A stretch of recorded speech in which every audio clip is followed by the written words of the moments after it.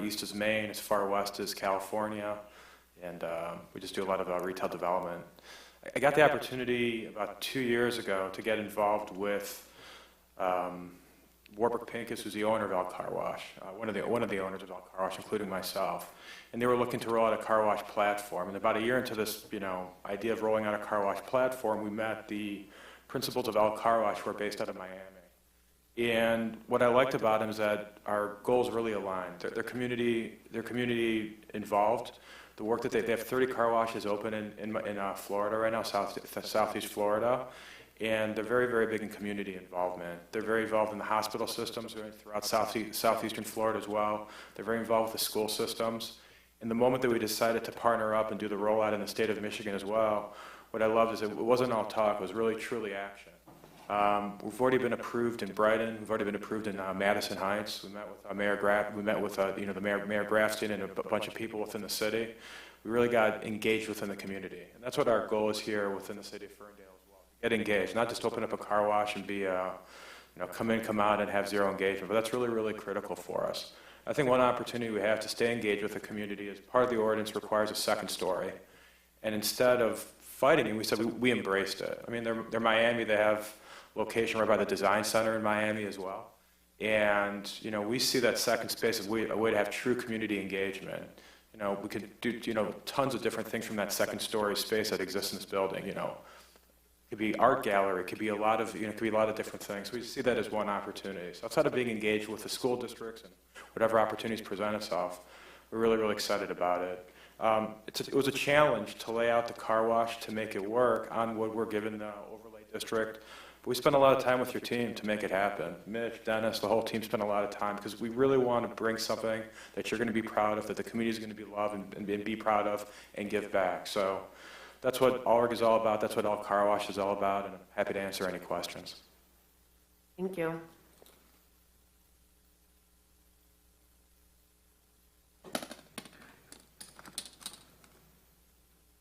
Good evening, members of the Planning Commission. My name is Mitchell Harvey. I'm with Stonefield Engineering, 607 Shelby Street, Detroit, Michigan. I'll do an overview of the site here, and then we can get into the question and answer portion of it. But really the nature of our request is the special land use for the car wash located at the old Tim Hortons site. The site is currently vacant, 0.7 acres, and is bounded by College Street to the north, University Street to the south, and then obviously we have Woodward over to the west, and then there is a 20-foot alley just to the east of our site. So when we first started discussing the site with staff, we identified that building placement and adherence to the transit overlay district were going to be kind of key design factors that we were going to have to work around with our site. So let me jump ahead to the site plan here. So what we did when designing this site is we wanted to push the building based on the ordinance up along the Woodward corridor. So I know that that's a requirement over the overlay district. So what we did is, what that causes, that pushes all the parking, the stacking, the vacuum spaces to the east, and they're kind of hidden from people driving up and down Woodward, and you maintain that kind of building line as you go up and down Woodward that is desired for this area. In order to access the site, what we initially looked at the site. I don't have existing conditions on here, but there's 2 curb cuts for the old Tim Hortons that go onto Woodward. Working with MDOT, we immediately identified that was going to be a concern. We want to bring turning movements off of Woodward and bring them onto these side streets. So actually what you see here is where we arrived as far as access to the site. Majority of the site access, ingress and egress, is actually to the north along College Street there. So that's going to be an improvement from an overall traffic standpoint by pulling some of those turning movements off of Woodward and onto College Street. Onto parking, the site is going to be fully self-parked. We have 30 total parking spaces across the site, and including the small parking lot to the east. 23 of these spaces are going to be vacuum spaces, and there's 7 normal vacuum spaces. Touching on the parking lot to the east of the site, it's going to have 7 parking spaces, 2 of which will have an EV charging station. Stacking is another thing. We know, being so close to Woodward, that we wanted to make sure we had plenty and actually more than what we need stacking. So this site is fully self-stacked with 38 total stacking spaces. The ordinance requires for 25, so we're 13 over code there, and we feel that that is more than enough stacking, so we're very confident with that number there, that there'll be no spillovers onto Woodward. So I think this picture kind of shows it best. Landscaping wise, the site is extremely well landscaped. We have over 25 different trees across the site of various different species and in size. We have intermixed various shrubs, perennials, shrubs, and grasses throughout the site to kind of enhance the trees, enhance the building. And then we've also provided an evergreen hedgerow across the frontage of the site to the north and the south of the building. This is kind of to further provide that level of screening along that Woodward corridor.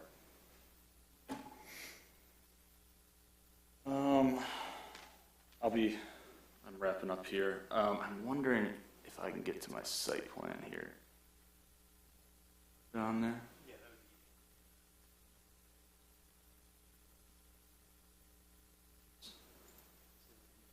Yeah, this will be fine.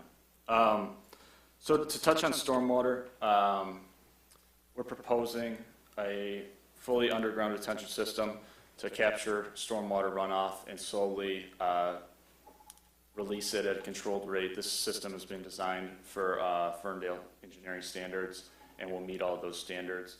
And another thing that we're pretty excited about with this specific car wash is the water reclaim system. So the car wash system itself utilizes 90% of all water that's used to wash your car. So when you go through 90% of the water that's used, it's actually reused for the next car wash.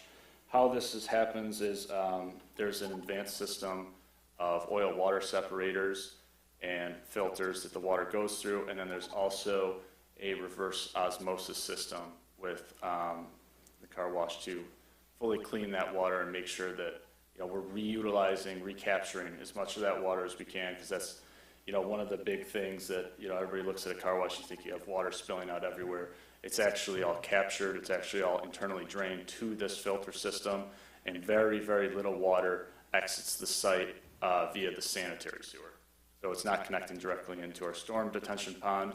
It's it's exiting via the sanitary sewer, and that's only 10% of the water. So with that, I think that wraps up my presentation. So we know this is kind of a working session here, so we're happy to hear all your comments, answer any questions you may have, and just in general, thank you for your time this evening. Thank you. All right. I want to start off by asking the project team a question about the location and this site, and what's bringing you to Ferndale for a car wash?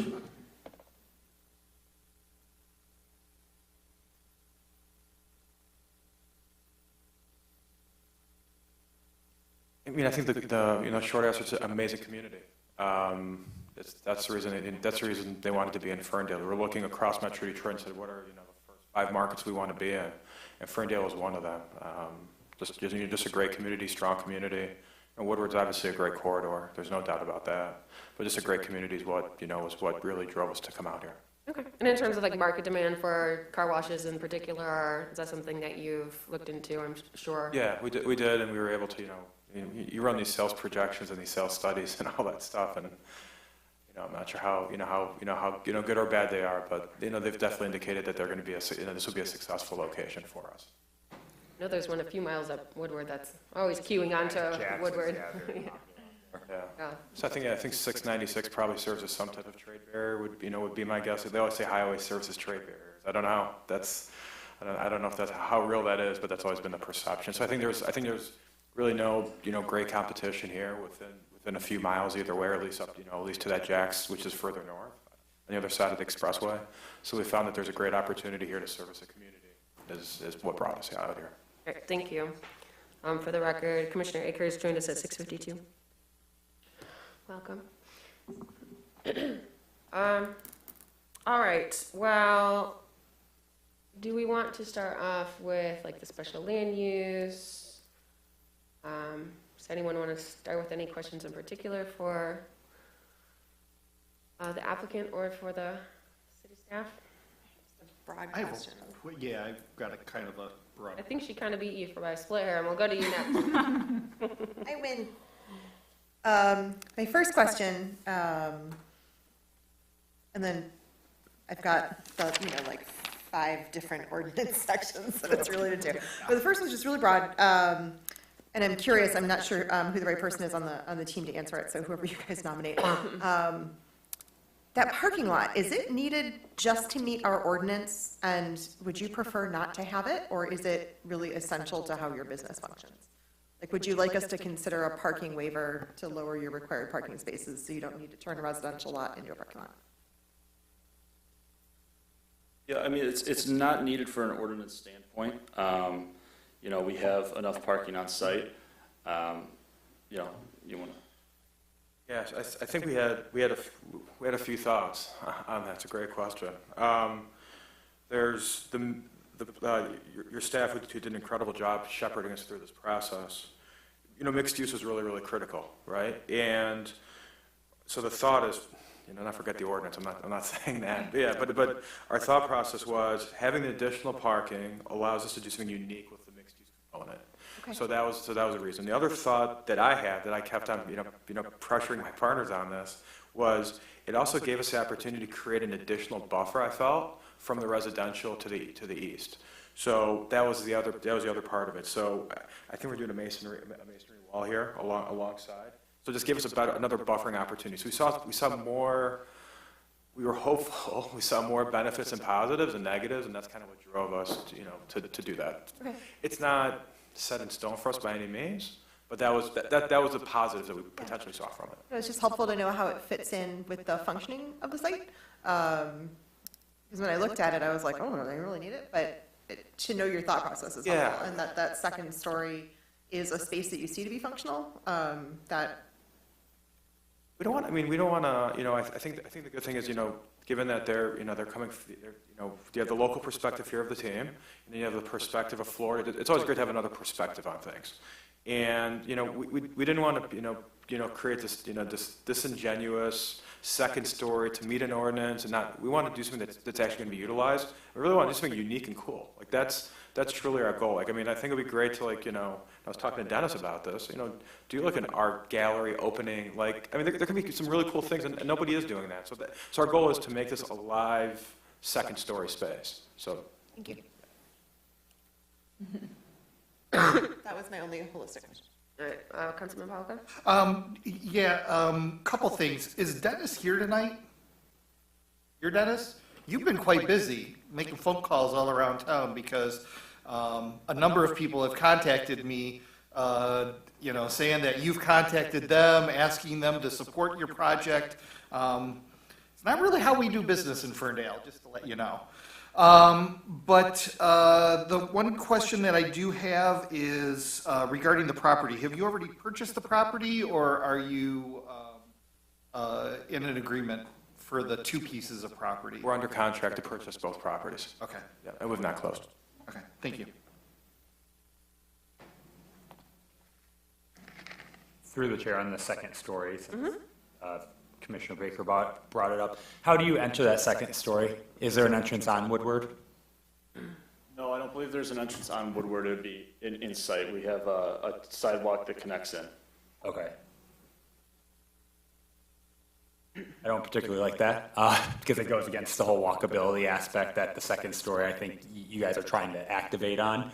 And I know it is outside of the downtown business overlay, so I don't believe it's required to have a second story, an entrance from Woodward, but that's probably my biggest pet peeve with any business that comes into the community. If they lock their front door, you're telling me I pretty much have to drive there to get there, so one of my pet peeves. We're open to coming up with ideas. What would you like? What do you think would work Well, here? I adore, if you're gonna have that second story space, which, by the way, I love the idea. I do love that you took that challenge and you're doing something with it. Right. But I want to be able to access that gallery opening while I walk there, because I actually live in the neighborhood. I walk my dog by that site all the time. It is an eyesore. It would be nice to see something new there. But to not have any access to that gallery space while I walk there would not be an improvement to me necessarily. Yeah, so I think so. We gotta. I think there's the one opportunity we're looking at is trying to create that on the north side of the building, is where I think it currently shows the ingress egress. I can't point to it. So I think we can be creative, and totally agreed. We can be creative of how to how to do a better job with that. So I totally get that comment, and we got to give that some thought. We did like on I don't know if you could see it on the western elevation, on the western facade of the building. So like welcome to Ferndale. Yep. So we did something we did something like similar in Madison Heights, like welcome to Madison Heights. So we did this like trellis that connected. We did a mixed use thing in Madison Heights also. You had the retail component and then the wash component, and the retail component, like, we partnered with a lot of like local bakeries and that kind of thing in Florida. And so we have this like 600 square foot retail component that we did over there. And so the big thing is just trying to figure out how to do that entryway and all that stuff. So we can come up with an idea and come up with an idea, but also try to figure out a way to like make that entrance pop. So it feels like an entrance. Like you don't want it to feel like the back of a car wash or front of whatever. Front of a car wash, whatever. So I think just as we're thinking about elevations and all that, we got to think about how to, pop that facade and like make it attractive. Agreed. So it may not be like maybe right around the Woodward entrance, but I think that's the goal, right? And so we'll come back and work on some ideas on that. But totally get that. Okay. Where in Madison Heights is the one that's approved? So we bought the Applebee's on 14 Mile, just west of 75. The close down Applebee's, yeah. Yep. Thank you. Just along those lines, on the west facade, can you explain, are you going to be able to see cars going through there? So, can you just walk through that display right now? The glass transparency, I don't think we've finalized yet. We kind of wanted to hear what your thoughts are. Right now, it would be, a glass where you couldn't see through. But I believe we're open to. So you gotta make the second story open, right? Yeah, the second story will definitely be open. Just okay. this layer here is kind of what we wanted to present to you tonight. And we're open to any which thing. Sounds pretty cool to see you. I like it visually open. I think you're going to have little kids standing there.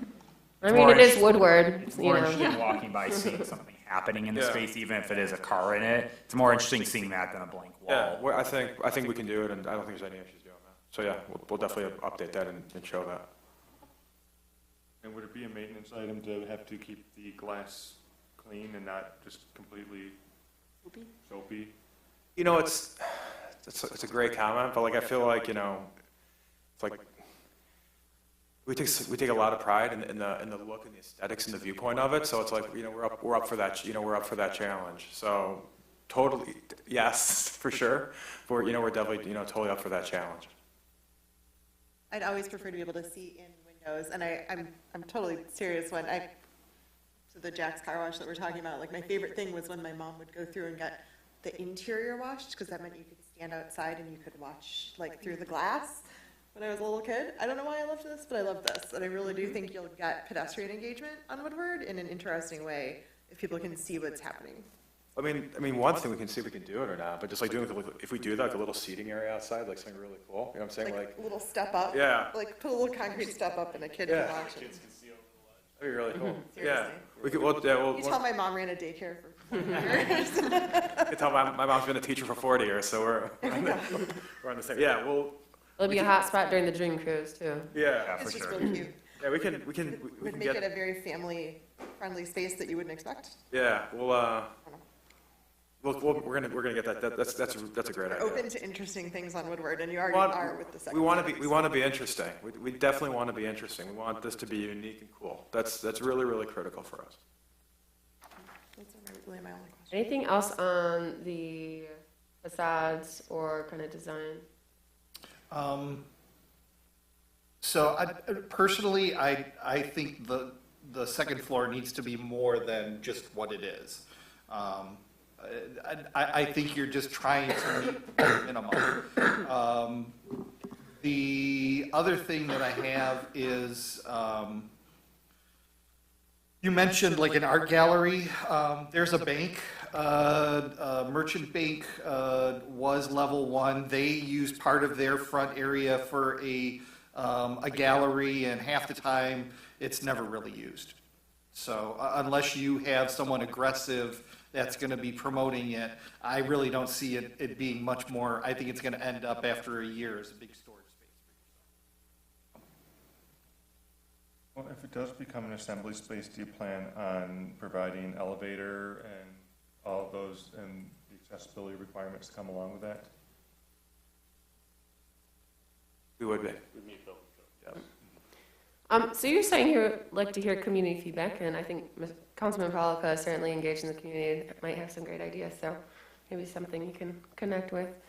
I think it would be, we have a lot, I totally agree, right? You don't want it just to be some space just to be built and the whole, I totally agree with you. So, I want to, First Merchants, it was originally level 1 bank and then became First Merchants, and they, and they changed and things changed. So we're open to ideas of how to, make it, create that community engagement. I mean, I'd be open, if we can have a conversation about that, I'd love to hear ideas, people to talk to in the community, the whole 9 yards. So we don't want us to build some idle second story space. That's just boring. I mean, for people to walk by here and, say this is one of the coolest things, and like, be in the Detroit news for the right reasons. Like, look at this cool new thing that opened up.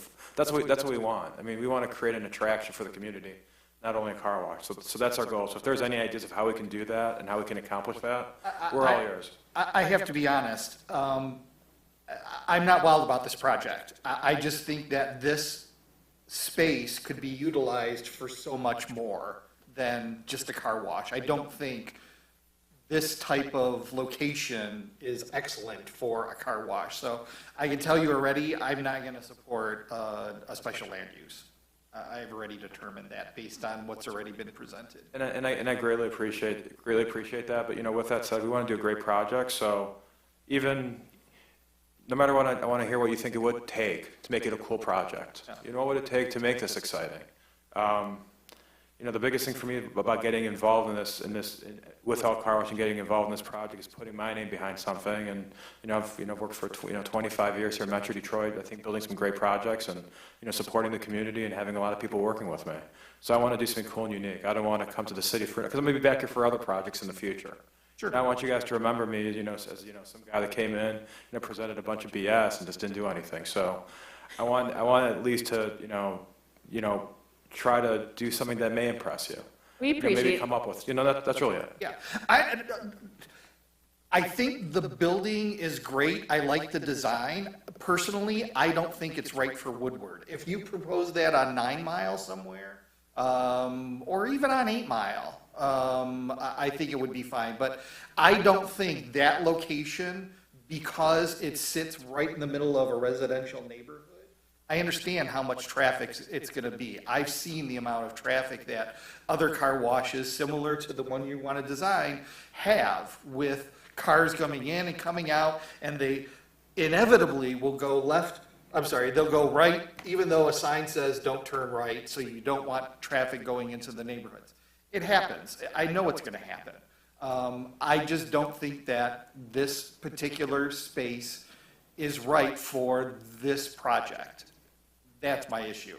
The project itself, I think it's great. I think it's a great idea, and if you proposed a different location off of Woodward, I could support it. And I think the best feedback I could ask for, and I appreciate that, I think the best feedback I can ask for is just, when we went to Madison Heights, they were burnt out by the car wash stuff. That was a conversation that we had, and they were burnt out by it. And the conversation we have with the team, with the planning team, is what would make this a project that you would support? And that's all I can ask. Maybe the answer is still no, and that's okay, by the way. I mean, you're here representing the community, and I respect that. But I guess the only question we have is what would be something that'd be, wow, this can really benefit our community. That's it. And if the answer is still no, that's okay also. Yeah, But well, we definitely want to get the I'm only one of feedback. 9 votes. It could be, 8-1. You know, I think even if it's 8-1, we want to make sure that, when we came here, we did our best to listen to all concerns and just, and put our best foot forward. That's all. We do want to make sure that we're giving you the feedback that you need to come back, as this is a discussion item, and you will want to know how to move forward. So on that point, this is a special land use in the district on Woodward and within the TOD ordinance. And so maybe we should just review the review standards for the special land use. And maybe we can have conversation based on there. So I'm going to kind of run through them. If you want to stop me and talk about anyone in particular, go ahead. So A would be to unreasonably detract, erode, or reduce the desirability or economic viability of any residential or business uses within 2,500 feet of the proposed use. Councilman Pollico spoke to that a bit, this being located right adjacent to a residential development. I don't know if that's kind of what you meant by potentially eroding the desirability of that community. And through the chair as well, I think one of the reasons I think Councilman Pollock is trying to get to is so again, I live along this corridor, and it's been hard living in Ferndale, seeing all these amazing mixed use projects and seeing all these new things coming to the city. And on our end of town, we get proposed an oil change and a car wash and a drive-through. And there is some retail still there trying to hold on, but our section of the city needs some love. And I know another car-centric business isn't going to bring that, because again, it's all about convenience. So you have someone coming back from their office downtown Detroit, they swoop in, get their car cleaned, and they drive back up the Royal Oak or Troy, and they're not actually contributing anything to the business community along there. After picking up a drive-through Caribou Coffee. Exactly, so I understand where the hurt feelings come from, because I also feel it too. I mean, the idea of a car wash being built, I'm not super ecstatic for, because then was that due to the other commercial spaces along that corridor that are trying to survive, trying to get foot traffic, but another business doesn't necessarily bring that. I do want to, though, reiterate, it's a second floor with an entrance off of Woodward, and it can become something. It starts swaying me a little bit more, because again, you're trying to drum up some kind of sidewalk traffic, foot traffic, and even also bike traffic, because that's one of the things I'll call out on your mock-ups is you have 4 lanes of traffic. In Ferndale, it's going to be 3, and there's going to be bikes. So kind of incorporating that into it. But That actually segues into the next a little bit. Thank you very much. To be designed, constructed, operated, and maintained so as to be harmonious with the existing or intended character of the general vicinity.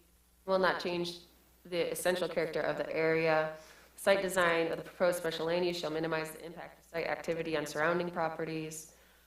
You spoke to how you do with the stacking, and you have designed the car wash to be kind of self-contained and not be destructive to the adjacent land uses. But as we did identify that this isn't the TOD, this is in our walkable neighborhood, that we're intending to create a walkable neighborhood, and so auto-centric is are not ideal to develop that character. So I just wanted to point that out, although I do think that you've put a lot of effort into the site, as you said, in terms of the landscaping, pulling the building to the front lot line. Yeah, thank you. To the street, and designing it within the TOD ordinance and taking your effort to do that. So thank you. I appreciate the effort straight away to meet those. Does anyone? So there's some subsections on. So it's like location screening of vehicular circulation in parking areas. Location screening outdoor storage, hours of operation, bulk placement materials, impact on parking or traffic. And we haven't talked about circulation particularly. I certainly would like to talk about that more, and this might be the time. Anything else in terms of being designed and operated with the intended character of the... Sorry, just throwing it out there, an idea building on Councilman Pollica's idea of expanding the second floor is maybe thinking even bigger. If you had an expanded second floor plate, even property line, north to south or farther back. So you could always build a larger second floor. And I don't know what that means to usage or parking, but it would be a building that happens to have a car wash in it, but maybe it would bring more character and opportunity for business within that same property. Don't know how to solve that, just throwing it out there. Sorry if I can interject. Do you think someone would want to live upstairs from a car wash? I mean, I don't know. I don't know what kind of noise it would be constantly. Obviously, it wouldn't be at evenings and sleeping, but I don't know.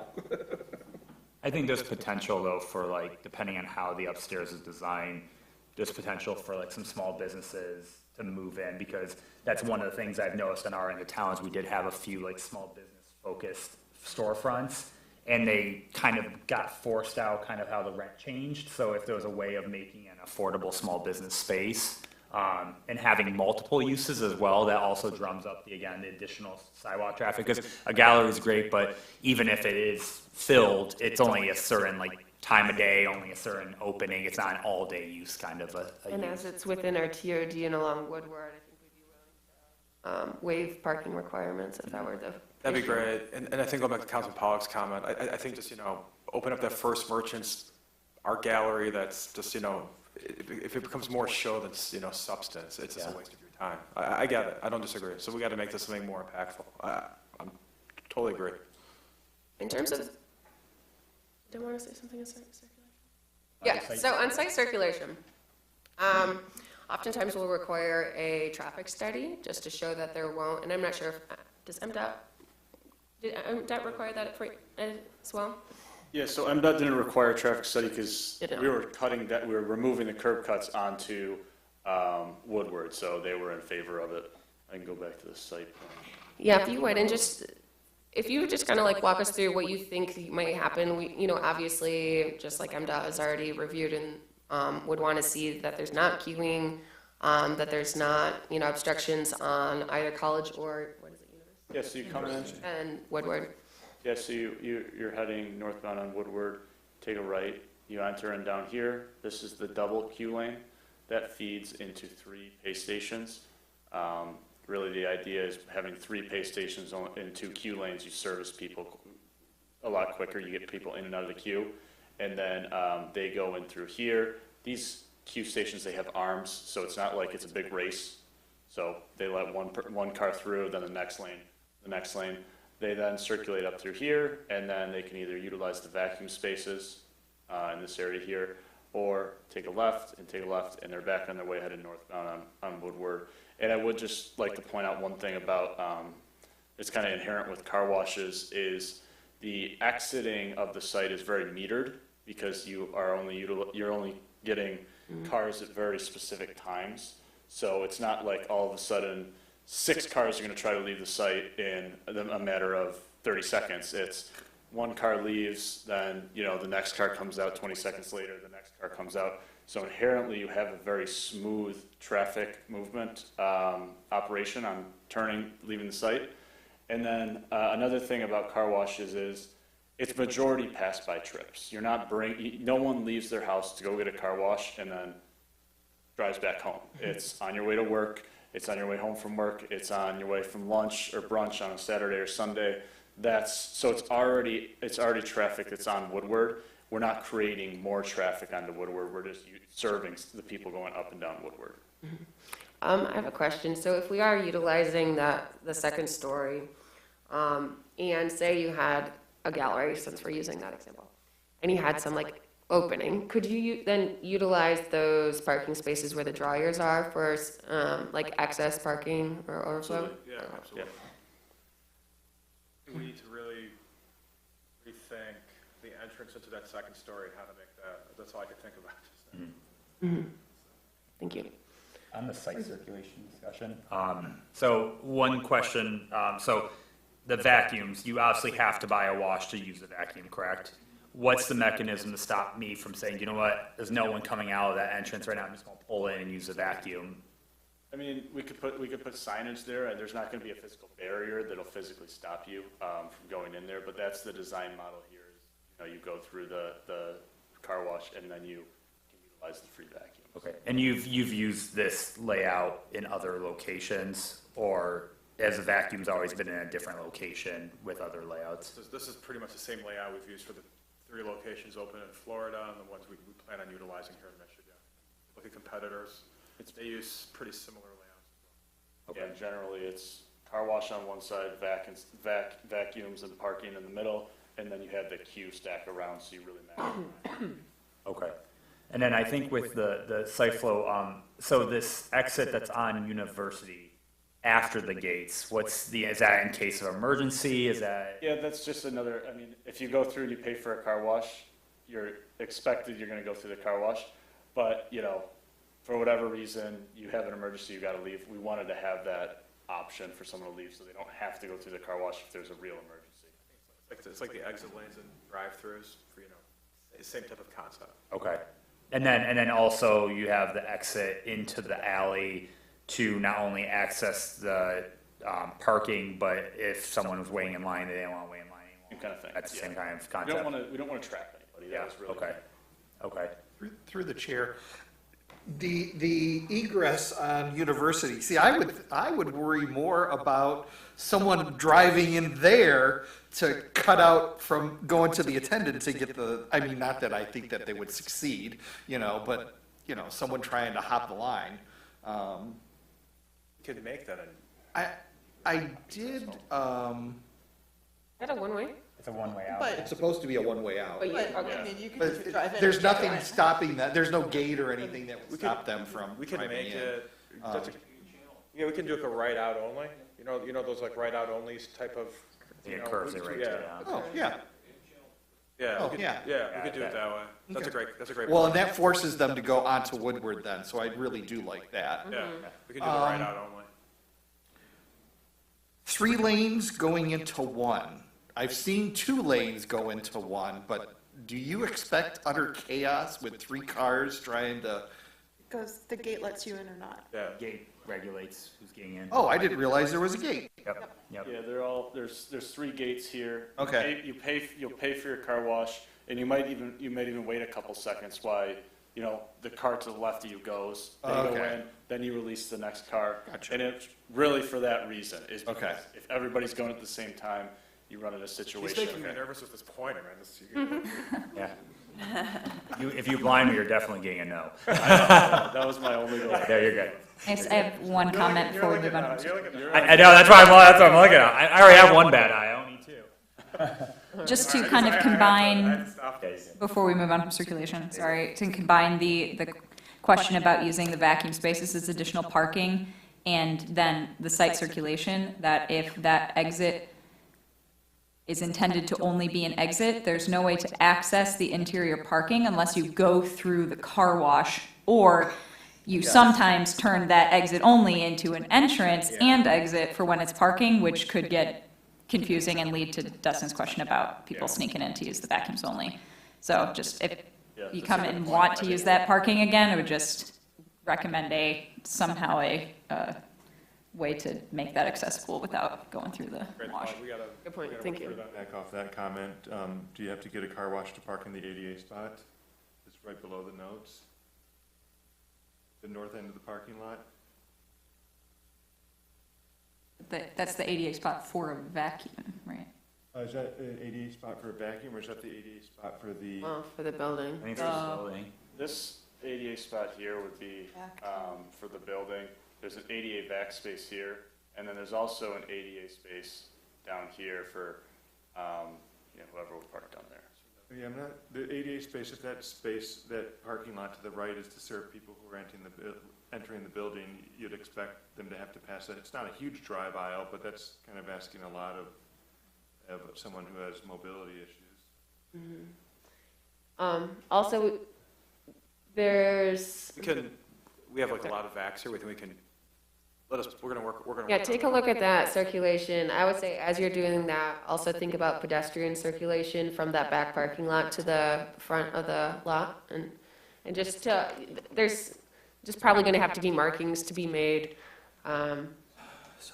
Or think of the points of least resist or impact and. Another reason to have a building entrance on Woodward, not just on the north side, because you would need your back parking lot to traverse the alley and then come back around to enter. There's, You want them to use the sidewalk, right? Yeah. there's connect, I mean, it's tough to tell on the site plan, but there's connectivity between To the that back south. lot and, you On know, the there's, sidewalk? Yeah, there, but I think we gotta do like a colored site plan to kind of really show this better. So we'll do that. We have Yeah. a little sidewalk here that gets you out on the public sidewalk here. Okay. You cross and you can go up there. Okay. That was really the most direct route that we can get without. Perfect, yeah. Okay. Yeah, we Thank didn't you wanna for pointing bring that out. anybody I think you can also, I mean, you should also continue the sidewalk all the way to Woodward also, don't you? through. It does. Okay. it does, yeah, this is residential sidewalk, right? Well, and Right, on the yeah. pedestrian aspect too, one of the things that, Sidewalk? Yes, that's all sidewalk all the way up, and we actually have, I believe, 4 bike spaces right there. Okay. yeah, from the pedestrian standpoint, the other aspect that I would kind of like to see, given the fact that now the exits are onto residential streets, where again, sidewalks, people walking, would be possibly the addition of like a speed bump before the crosswalk to ensure that some angry soccer mom who didn't get her car washed doesn't come hauling out of there when I'm walking by and kind of slows them down before they. In the alley? No, to the exit on the university and exit on the college. So you know how you have the crosswalk right there? Instead of them just veering out and turning right very quickly, it will slow them down so they have to look for pedestrians before they come out there. So a hump. speed hump. Yeah. Well, yes, speed hump. No, speed bump. Hump is wider. Speed bump is, it's That would similar be to for what the we did for city the, to look at. similar to what we did for the Hot shop. Bud's pot shop Buds, on 9 yeah, Mile. King of Buds. Yep. Hot shop, yeah. Yeah. Thank you. Commissioner Akers, did you have something else on the circulation? Me? Acres. No, that was my comment, was the parking and access. Falcon. I did also make another observation is, so to the north of you is the Honey Baked Ham phone store, upper story office building. They use a lot of that College Street parking, which you're now eliminating with those driveways. They use a lot of that Yes, they do. Because we get complaints about people in those offices parking on College further down. Okay, because I know the only time I really hear the parking complaints is holidays with the ham shop. And there'll be additional parking on Woodward now with the closure of the driveways, the 2 driveways. And it's not their like dedicated parking anyway, right? Like that's also part of the problem. So there's gonna be parking in front, because right now, there's no parking in front of Tim Yeah, Hortons. there's not parking. There's no parking. 0? Yeah. I don't know what the plans are for the news. No, they're just gonna, Yeah, the first I mean- lane, they're gonna create it as bike lanes. They're not gonna create any additional, yeah. We're also happy to provide like an access agreement to the Honey Baked Ham folks. So if that parking lot, the back, if we want, we're happy to, you know, make it public parking. We're happy to work in an access agreement, you know, free access agreement so they can use it, whatever they want. So we'd be open to all that. Thank you. Good question through the chair, actually, for Roger. Are they, so because there's no street parking there right now, that's not anything the city is looking at adding if you didn't have any? Because, I mean, you have an entire city block now that's a straight shot without any driveways. Would that be something that the city would want to see them add, possibly, again, to help with the new front entrance on Woodward for the upstairs? You could then have people parking there or riding their bikes there. No, so. So are you now- suggesting that the project would, it would be included in the project versus the Woodward redesign? Correct, yes. Say it again, I'm sorry. So because this project would be in essence removing any entrances onto Woodward, now you have an entire city block that's just a straight stretch without any openings. On Woodward. On Woodward, correct. So if one of the issues that Councilman Polika brought up was the parking issue, adding street parking as part of the project along that stretch, would that be something that the city would, one, be allowed to do, and 2, would they be interested in doing, just because you have a solid line? Well, I'm just thinking. The city couldn't do it Okay. because it's managed by MDOT. Okay. And the plans are already existing, so even if they wanted to, in the project, put that down, the plan is to put the bike lanes in the current right lane. Okay. And so if you cleared that area out for parking, now you're going against the process of the parking being on the left side of the bicyclists. Oh, no, it would just be the bicyclists would do what they are doing everywhere else, which is you'd make the parking lane for the bikes to go in and. Understand, I but then don't- you're gonna have to. I don't think remove it's the gonna be bike part of lanes this. That MDOT puts down to put in the parking and. Okay, gotcha. Thank you. Yeah. Thanks, Roger. All right. Anything else in terms of, we were kind of talking about the design, construction, maintenance to be harmonious with the neighborhood. Anything further on that? I think the piece that's not harmonious with the neighborhood is turning residential into parking. And I realize it's not residential, it's parking. And it's the thing that for 15 years is driving me insane, and we haven't yet fixed it in our ordinance. So McKenna team, whoever's here from McKenna tonight, we're going to talk about this later. But, you know, I acknowledge it is currently zoned parking. They are literally meeting our ordinance by turning a vacant, what could be residential lot into parking. So, And I think you know, it this was is a- actually, Own those. conditionally. Yeah, conditionally, It was a conditional rezoning for a duplex that didn't get built. also this is basically was intended for, like, this is a very good use I of know. what was intended when, and I think I agree. shows kind of why we had originally done that, so. But with 30 parking spaces on the site, 30-ish, right, where those vacuums are, you also have a site that's very well parked Yeah. in general. So it's Yeah. because it's a vehicle-oriented use, it's essentially now overparked and taking what could be a residential parcel. It's not a residential parcel, it's a parking parcel. So I have no ground. Very small parcel to be It's picked up, developed, but- isn't it? I just wish They've we developed fixed smaller it like now. 1,000 years ago. And I think off Not your the, fault, off it's the your alley. So I think as you're re-looking at, you know, if there are changes to be made on site with that parking and circulation, if you find that you don't need that additional parking, because you have the access, I think that is, you know, the concern that to turn that residential lot into a parking lot. Even though it is zone parking. Yes. We're beyond open to that. I don't think there's nothing set in stone for us on that. I think I really would refer to you guys on that item. It's really, A dumpster, I mean, there's a number of things, I don't know their business well enough to know how they would move things around on their site, but, in theory, it's a good location for all of these things, because now it puts the dumpster away from the neighboring house. You've got, you know, now the masonry wall that's behind Tim Hortons is just pulled back on the other side of the alley, like, I get it, I just, cool, you could have put a duplex there, we tried to put a duplex there, you know, so, but it's zone parking. It's zone I mean, and I think the other thing is maybe it's, you know, there's some good, like, it's good that the dumpster's there, right? You know, totally agree, but maybe like, It is. develop all the parking spaces, maybe it just becomes, you know, something, so I think there's different ways to, imagine it and revision it, that it's not all parking and it's, maybe do 2 spaces. I mean, so we're totally open. I don't think there's any strong opinion here by us with respects to that. It's what the community wants. That's what's going to drive that. All right, well, I think we've touched on all the major components of the project. Anything else we want to bring to their attention before they go back and relook at this project and decide how to move forward? Any questions for us before you leave this evening? I really appreciate your consideration and taking the time with us today. So I'm grateful for your time. Thank you. Thank you, I appreciate it. Thanks for your hard work. All right. Next on the agenda is our zoning ordinance diagnostic review. We have our zoning consultants here this evening, I believe. Well, we'll get started with Mr. Bryce with a preview of this topic. Good evening once again. I'm just going to do a quick introduction. Looks like Andrew's here and he's ready to go. Okay. You want to We wait can or do you stall. want to get started or should we stall?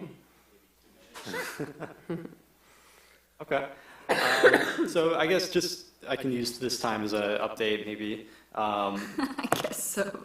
We are still moving forward with the zoning ordinance update. We do have McKenna here tonight. They've done an amazing job of a zoning ordinance diagnostic or audit. They really went through line by line and picked apart our zoning ordinance. So it's a really fantastic report. In terms of what we've been doing behind the scenes is we are formulating our locations and dates for our 4 community workshops that we will be advertising for the public throughout the summer. We have put together a steering committee. It's composed of various boards and commission members, as well as a few residents. We do have some from the task force, and we do have a few members of city staff also. I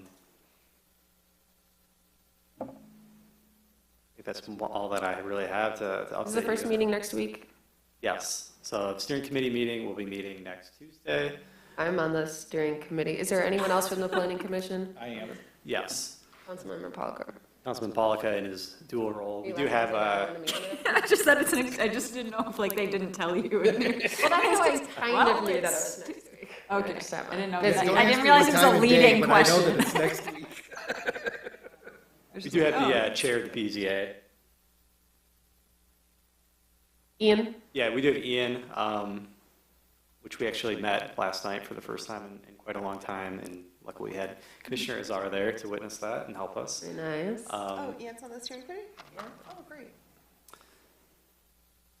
I'm trying to think of who else. We have Claire, our zero waste program coordinator. We have Chief Emmy, and we have Alan from the Ferndale Inclusion and Accessibility Action Committee. I believe there's an A in there somewhere. I don't know. Is there anything else to update them on this process, Roger? Okay. Yeah, we're very close to setting those in stone, and we're going to discuss those with the steering committee on Tuesday. And then once that's set, we're going to be advertising them both online and in flyers at the parks, pretty similar to how we did the master plan. So the 4 topics are generally known, but they're going to be run by the committee, or do we already know the 4 topics? We know the 4 topics. It's Okay. downtown design, housing, sustainability, and racial equity. Perfect. You want me to talk about that? And then there is a 5th that we're still kind of working out the proposal and the specifics, but that is the northeastern quadrant downtown design. Mm-hmm. So we'll be reviewing specific matters related to that quadrant. Without any further ado, I'm going to introduce Andrew Littman. He is the project manager for this process from McKenna. Thank you. This is different than this one? Yes. Okay. I believe so. Thanks. And hey, I'm Mara. Wow. Kyle, nice to meet you. Hi, everyone. Thanks for having us. I'm Mara Ratuszewski. We're just switching in Welcome. presentations. Thanks for having me. It's good to see some of you again. I was here years ago with the Jordan Twardy and Justin Lyons crew.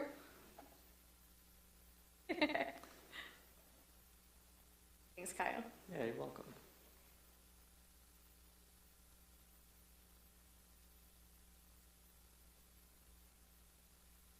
Perfect. All right, well, again, thanks for having us. We are here to talk about a great project, and also thanks for choosing us. The City of Ferndale's modern, inclusive, sustainable, goal-oriented, as you can tell, zoning code. And we'll start it off with an overview of what we're going to talk about today. Introductions, project overview, give you an idea of what the goal is, schedule, general community engagement, and ideas that we have so far. We'll also talk about strategic issues or pain points that you guys have. I'm sure you guys have some pain points within this ordinance, so we want to hear from you. We'll also give you an overview of the diagnostic report that we've submitted to you, I think, a week ago, and talk about next steps, general ideas. So first of all, we want to leave you with this idea and this goal that a zoning ordinance is a key tool for plan implementation. So congratulations. I know that you recently passed last year, Plan Ferndale, the Master Plan and Climate Action Plan. Well, this ordinance, a zoning ordinance, it's a key tool to implement these visions. So this is a great project, and we're in it, we're in the moment.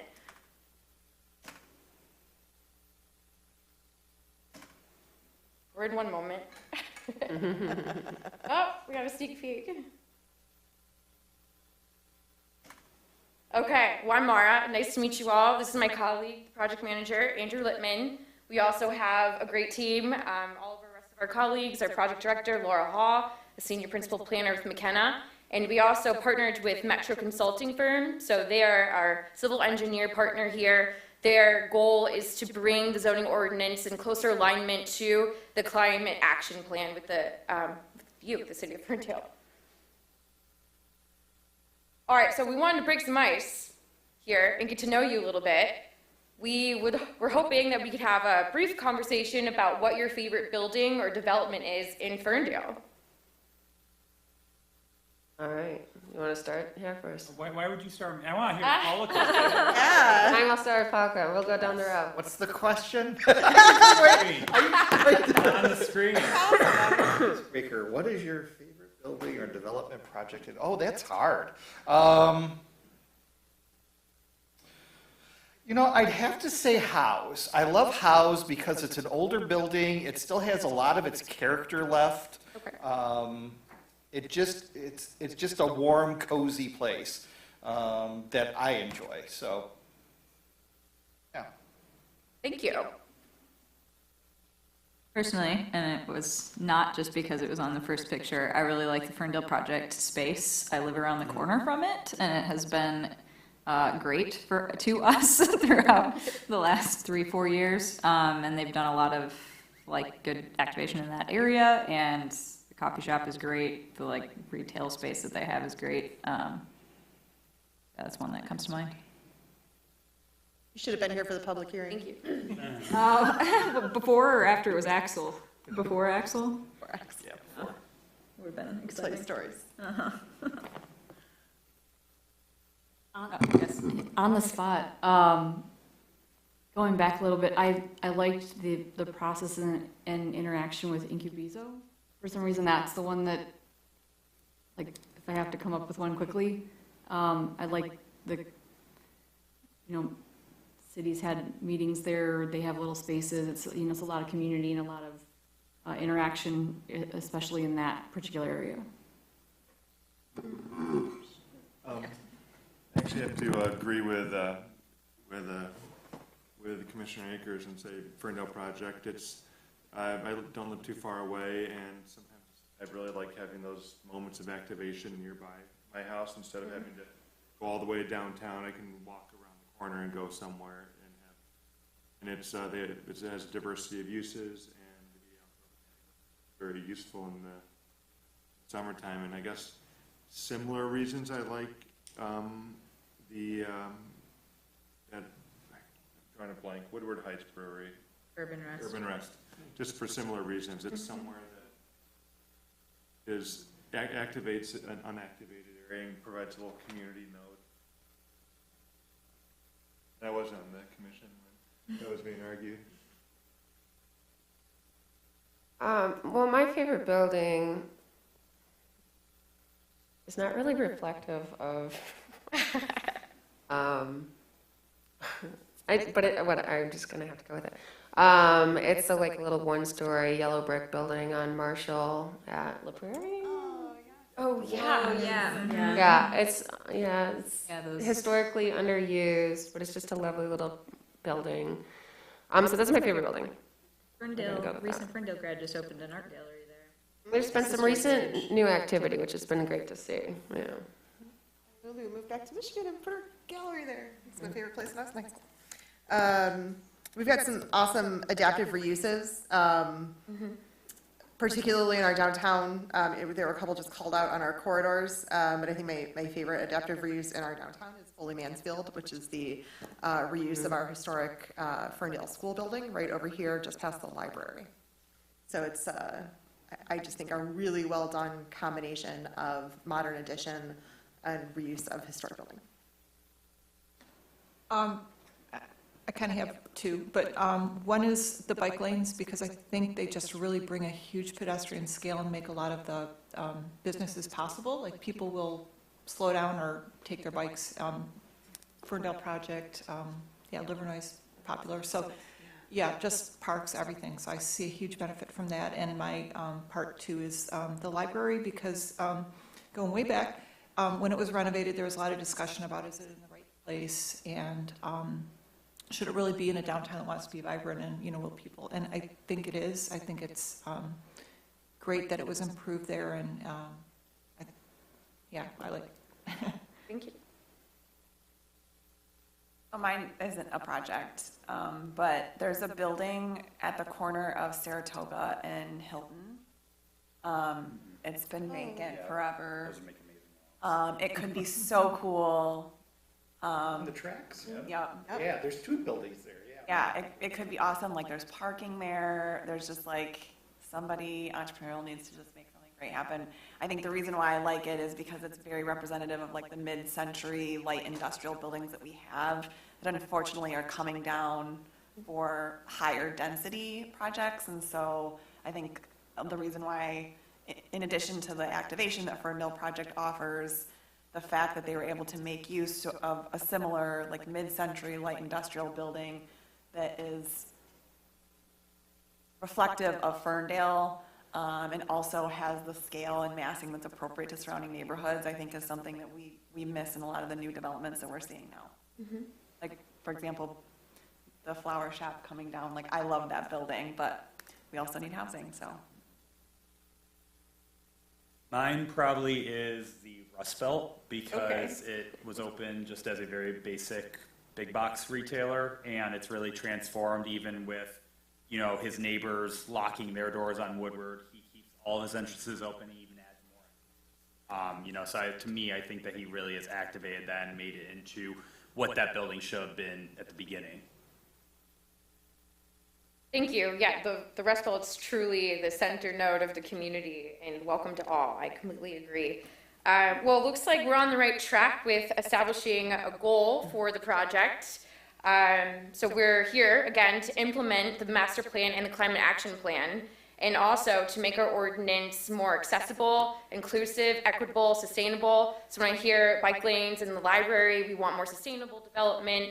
We also want to be more inclusive. When I hear that we want to have minor nodes within different parts of the city, that's not just the downtown. We want to make it user-friendly, have open doors. So that's what our goal is for the ordinance. And we have key areas to prioritize this type of thinking, and we're going to be hosting workshops on all of these areas. That's housing diversity, downtown design, racial equity, and sustainability. And we want to hone in on this idea of equity and the importance of equity, not just within this room, not within the project, not just within the city of Ferndale, because we see that you and we prioritize equity, but also with our society as a whole. And the way that we create inclusive and equitable zoning is to make sure that we're ensuring the rights of all people, and we're not limiting people or development. So our zoning regulations do not unfairly restrict people or certain populations, and we're uplifting them. And Ferndale does a good job with uplifting the community and ensuring that the ordinance is equitable, because you prioritize community engagement.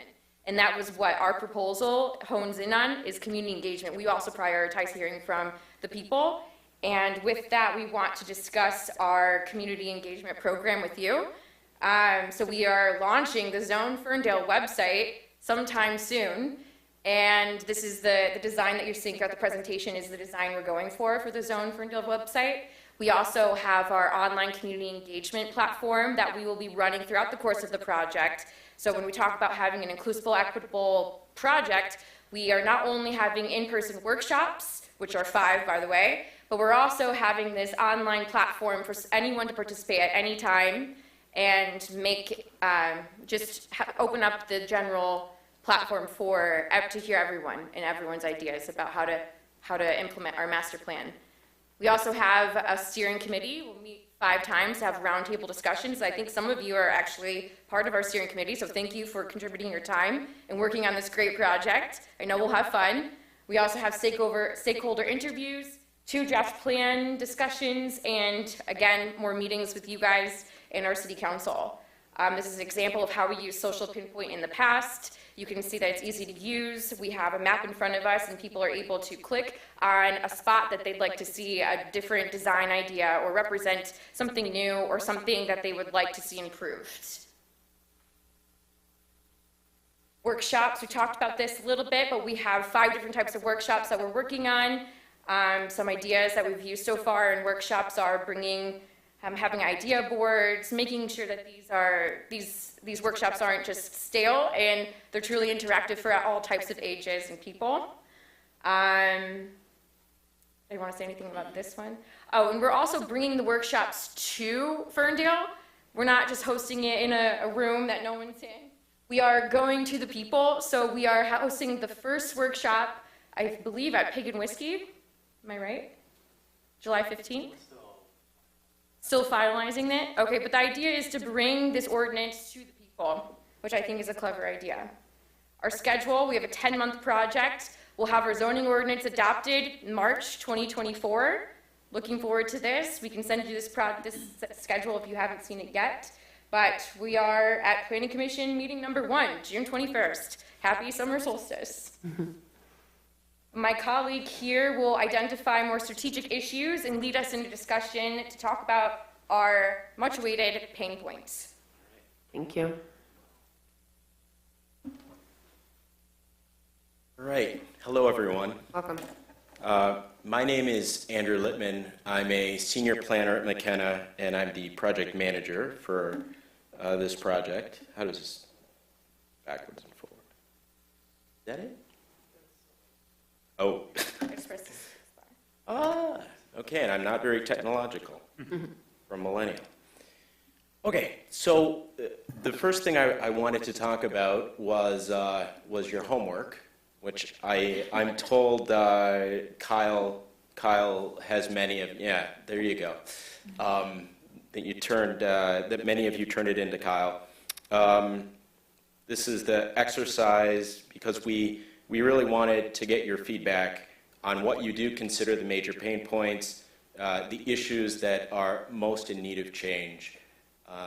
And this is, it would be great to get your feedback now while we're towards the very beginning of this process. So I actually have some copies of that if you don't have it. If you already turned it in to Kyle, but oops, one second. Yeah, basically what we're looking for is what is or isn't working in the code today from your perspective, what requirements are confusing that you think need to be clarified, and also citywide, well, we kind of already got into this, but citywide, what are new developments that you want to see happen? So I don't know if we want to just start from one end to the other end, or I think maybe this can be a little bit more informal.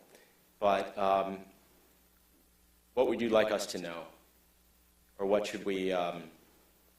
Where should we be particularly focused? Such a broad question. We've got so many. Parking and PUDs.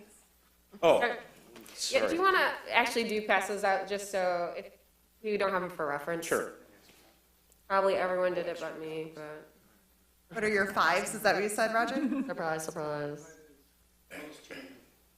Oh, actually, yeah, if I can just say one other thing. We did get some feedback from the administration, just to give you some idea.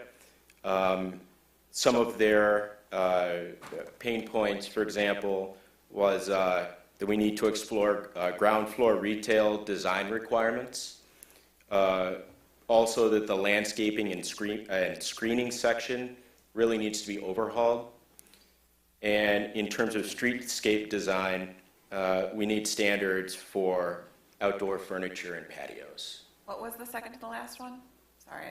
The landscaping and the screening section basically have to be scrapped. That's what I've heard. We don't seem to have a lot of issues with that, I would say generally, except I would think that in terms for trees and lawn fences, I guess, but also I think since we are looking through a lens of sustainability, I think that we should also just probably need to overhaul our landscaping for that, but then the screening as well. Yeah. Sorry, go ahead. No, I was interrupted you, I'm sorry. That's all I have. Yes. Oh, Sorry, I have thoughts there, but I'm gonna. okay. So, yeah, so I would say like, number one's like, parking is what's talked about that's number one talked about, over talked about item. I would say we want to talk about it less. Yeah. And care about it less, probably. Way. Yeah, make it, Okay, no parking minimums. There we go, done. Make it go. easy. No problem. Well, so maybe I can ask a slightly more pointed question, and that is, so what did all of you put down for your number one priority? Well, that's probably a good way to put it. A number one. I have lots of number ones. I had 4 or 5. Well, that's not fair. Well, you want us to rank them as a number 5, and you say we can only have one. Yeah, no, I had 3 5s. I bet you they're the same. I had 4 Oh, I 5s. see. Most change. I get it. Yep. What were your 5s, Brittany? Residential design standards was one. You too? Yep. But that is a pain point. Yeah. I mean, probably second to parking is just.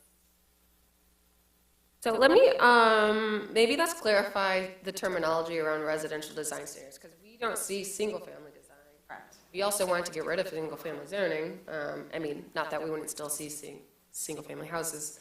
But what do we mean by residential design standards? Is it like, I think we probably all know, but I want to make sure that we're, coming through that, a common understanding of what that means. And so, what does that mean to you?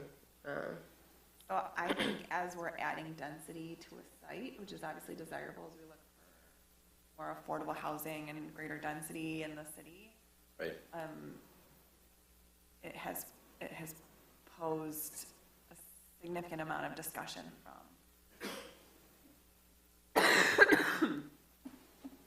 And at the table, I think we pick at it a lot. Absolutely. So finding a way to increase density while also like maintaining character of neighborhoods, I think Right. is what. Right. I think probably massing, at least for me, massing is probably the biggest piece of that, because I think that's what you see most, like design, everyone's gonna have different design standards. I think in Ferndale, we're pretty open to being eclectic as well, although like, we talk about character quite a bit, but what does that mean? And I think in terms of massing, I think has the biggest effect at the community, residential block level. I think parking and garage doors, right? So like, I think about And the a siting. 6-unit building, 4 or 6-unit building we just did. Trying to fit parking onto the site and what is and isn't allowed, like down to the letter in terms of front-facing garage doors. And I hate front-facing garage doors. All of them, they should go away. And like screening first floor units and Right. Okay. like how those first floor units are interacting with the street. Especially on mixed use or in corridors, like I'm thinking like 9 and Liver 9. I'm just thinking like any of the multifamily that we've put, like on Camborne, Bermuda, right? Yeah, we've always talked about that, the dooryard, yeah, and how it interacts, like that front. And also, it's not specific to residential, but it's not really on the list, but material guidelines. I just wrote down materiality. Because I think that our 24-184 is a horrible section. Interesting. Or at least needs more thought. And just along those lines, we have some, but we're just not getting character. I mean, we're just getting the same materials and just just slightly interesting boxes, so some way to develop more character. I don't know. Yes, I'm personally very upset about the siding house that went in at the end of the all brick Marshfield block. It was very sad. Oh, on your all brick block. But what can you do? Okay. Well, thank you very much. It will be, My way of saying it. yeah. Wait, that was just on residential design. I know. Wait, we're not done. There's other 5s on other people's lists, Yes, right? absolutely. Okay. All right. Yeah, what's the next number 5? Sharpen your pencil, my friend. Who wants to take the next number 5? Well, so like housing diversity, I see is on your list, and that's, I think, in that. So as we're talking about those residential design, that talks about housing diversity. I kind of and thought how those that- were one topic, really. The first two items, I really think are My 5. kind of one topic. Yeah, I think that too. I also added in PUD requirements and benefits as a 5 and in the other category, because we've had some very interesting mixed use and residential PUD potentials, but we get stuck on either the residential design standards, I think at like 8 and Pinecrest, for example, Yep. or we get stuck on the benefits. So like Kind of Pinecrest. the Edge, I'm sorry, 8 and Pinecrest. The hotel? No, Or the- 8 and Pinecrest was the big residential development at Hazelhurst. Oh, the yeah. proposed one. Okay, Couple gotcha, years sorry. ago, years Yeah. ago, years ago, Yeah. Hazelhurst, yeah. The woods. That was a big residential design discussion within a PUD, right? So then, the other is so PUD requirements and PUD benefits.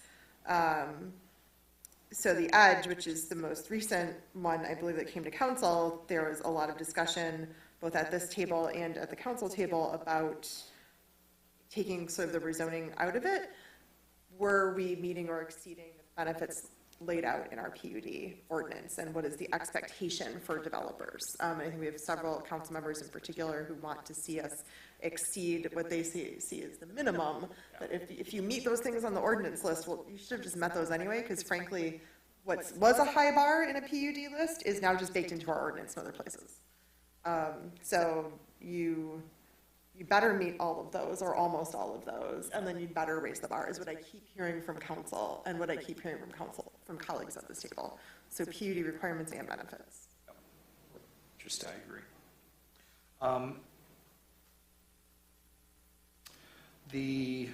I know that there's the name, but I can never remember what it is. The houses or the units over garages. Accessory dwelling. EDUs? Accessory, yeah, accessory use. Train of thought? That would be in this. Yeah, so that, yeah, being housing diversity. Oh, accessory dwellings, I'm sorry. What else is on, Column. yeah, I had green infrastructure as a 5 because I think it's low-hanging fruit and we just have to do it, so. But can I expand on that a little bit? Sure. Because that is a pain point for me. Yeah. So I think we have a desired outcome of being a more sustainable community, and that future developments are more sustainable. I think that we have tried to address that through some of the green space requirements. I think that was the intent of that requirement, right? Potentially. Stormwater management, I think, was the biggest part of it. So And so- it wasn't as deep as. For me, it is. Right, and so like, I would like to give developers the opportunity to address stormwater or green infrastructure in a way that is appropriate to their development and where their development is located. I think that we have seen, and this is totally my opinion, but I think we've seen some developers try and meet the green space requirements at the detriment of our street wall. In areas that I think are in the DDA, like should be contributing to a dense, urban environment. And so I think if our, like, being clear about the outcome that we're trying to achieve as opposed to like requirements on how much green space we want on a site. Because I think that it can be counterproductive. that's actually my more general pain point is intent. And I know, I've read through your proposal that you are determined to put intent into the ordinance, and I think that's what we need. And really identifying the intent for all of our different standards to identify what are we intending to do with this, and are we meeting it, so that we can have a better discussion if there is any discretion or if there's any confusion on something, that what were we intending, like why do we have this green space, like what is it, and are we then still meeting it? Because we do like to be quite flexible when we can, but without that intention and being really clearly defined and baked into the zoning ordinance, then we can't do that. That's my pain point, is not having that intent. The reason why I joined the planning commission was because of the development that broke the street wall and is like gonna forever change the pedestrian traffic on 9 Mile. But it's got green space. Like, is there other ways to keep stormwater management on that site that could have potentially even been more effective than Which project? 409. Where? 409. Oh. Interesting. You don't like the dog run? I don't like the dog run. I'm sure the dogs in that building love the dog run, like all 3 of them. There was one item that I needed more information on because I've only done it this one way for like 15 years. And that was a streamlined review process in terms of administrative site plan review. On one hand, I think that sounds fantastic. I think it's how many cities do much more. When I talked to the mayor of Oak Park, she's like, we've got a planning commission meeting at 6. I can meet you at 6:30. I'm like, what? It's so there's got to be some mechanism that I'm not understanding that we're not using in Ferndale, but I didn't know enough about what that is to put a number next to it. But I'm very intrigued. Interesting. Okay. About what we are either inhibiting our staff from doing or what rights we are reserving for the commission that perhaps in most other cities make developments go faster because they're done by the staff. Or maybe they just don't have the same passion that we do about making sure that we get what we want. No, I really think a lot of things just don't come to the table in most other cities.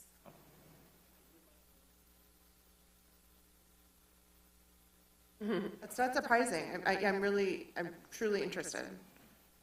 I've only worked in Ferndale and Detroit. Those are the only 2 processes I know, and I know them both to be particularly cumbersome. Oh, I mean, I agree. I sat on a Lansing Planning Commission. I was done in 15 minutes. I was like what the heck? I can say a few words about that. You know, I know different cities have different standards for admin review. And the way our ordinance is written, it's a little tricky. And so a lot of things end up at the planning commission where I think in other places they might just stay at the admin review level. I know there's been other, I guess, like directives in terms of the planning world and changes. I've seen recommendations from MAP meetings where in their perfect world, what they think should happen is that anything by right, no matter how big it is, if it's completely by right, they don't need anything from this body. It would be just admin review in our office. I don't know if we're ready to take that step or not, but that is sort of the directive we're getting from the MAP. They also suggest that anything special land use should end at the planning commission level. And then really the only thing that would go to city council are text amendments and rezonings. So again, I don't know if we're at that point yet, and I'm not saying that we should be, but what I'm very much interested in is a much more clear direction on admin reviews. Because the way it's written, it's kind of tricky for us, I'm not gonna lie. It actually brings up a good point. I had said earlier that we like to discuss and have flexibility at the planning commission because we like the developer to have flexibility to make the best development possible. I think we would like to probably have less discussion and have more things built into the ordinance so that developers know what to expect, know what that they can do, and then not have us designing at the table, because that is very frustrating for, I think, all parties. We do it with good intent, but I think we would like to do less of that, and that's exactly what this zoning amendment is about. And to that point, I see that transition into a more form-based code is on here. And we did talk about wanting like more character and like talking about massing and building, and I think form-based code can help with that. What I'm concerned about, and my pain point in terms of like a form-based code, is then still talking about use. If we're gonna transition to a form-based code, I want to transition to more of a form-based code, and then where we're actually identifying what are the externalities of a specific use that we have to design and code for versus just putting uses in a box, because I would rather go more form-based code. What's the point of going towards that if we can't fully utilize it? And Well, I sometimes have a problem with form-based code in general. This is coming from someone who's an architect, and form-based code seems just like an arbitrary hurdle to jump over sometimes. And it just becomes a game on how can you get around the form-based code.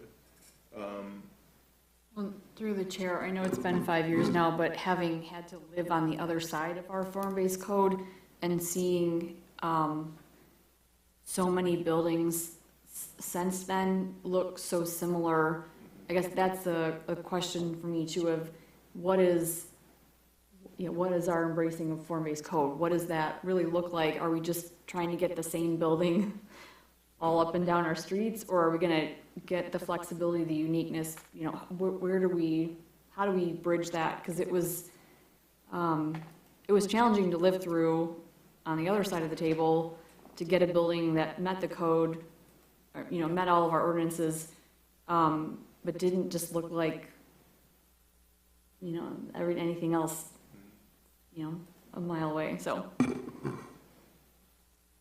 It does, I feel that form-based code can create a lot of,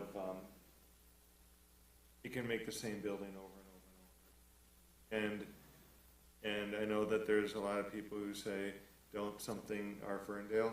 And I feel like form-based code is a way to make things all look kind of the same in corporate high-rise.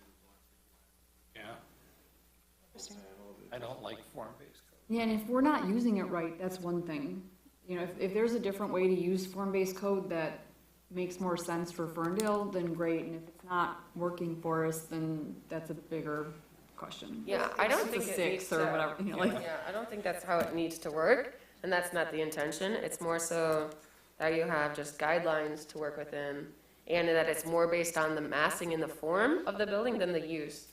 And my understanding of form-based code is it's more about form rather than use, and not so much about design, except giving you the general standards that a zoning ordinance would. My issue is today, there is no way a developer could come in and design and get approval for a building like the one at 9 in Woodward.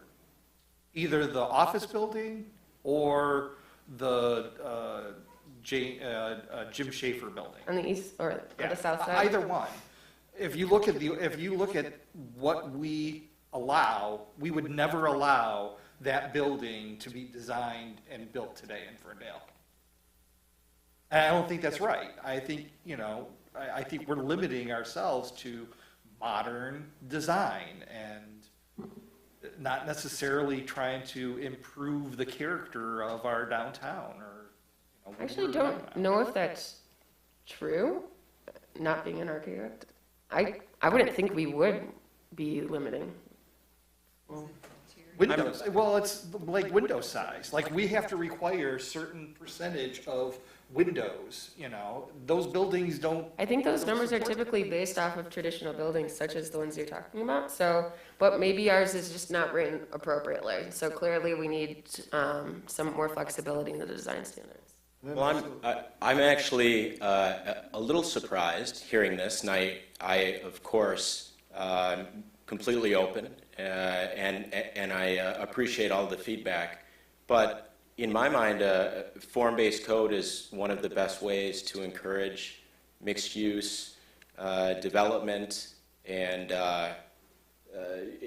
it has a lot of flexibility. So I'm not sure exactly why you would think it would be so limiting. In the example from 5 years ago, I was part of the architecture team, and it seemed like once we got through, in order to meet every single piece of the ordinances, there wasn't a lot of flexibility. It really did end up being a cookie cutter. There was big white box. And then there were parts of it where, like, it was not an egress stair, but because of the amount of window, the percentage of window that was required, it got really hairy. I mean, the whole project went away ultimately because it just couldn't come together. There were so many restrictions on it, and then there was lots of other complications to it. But the way and I think that was one of the earlier buildings that tried to go through it. Yeah.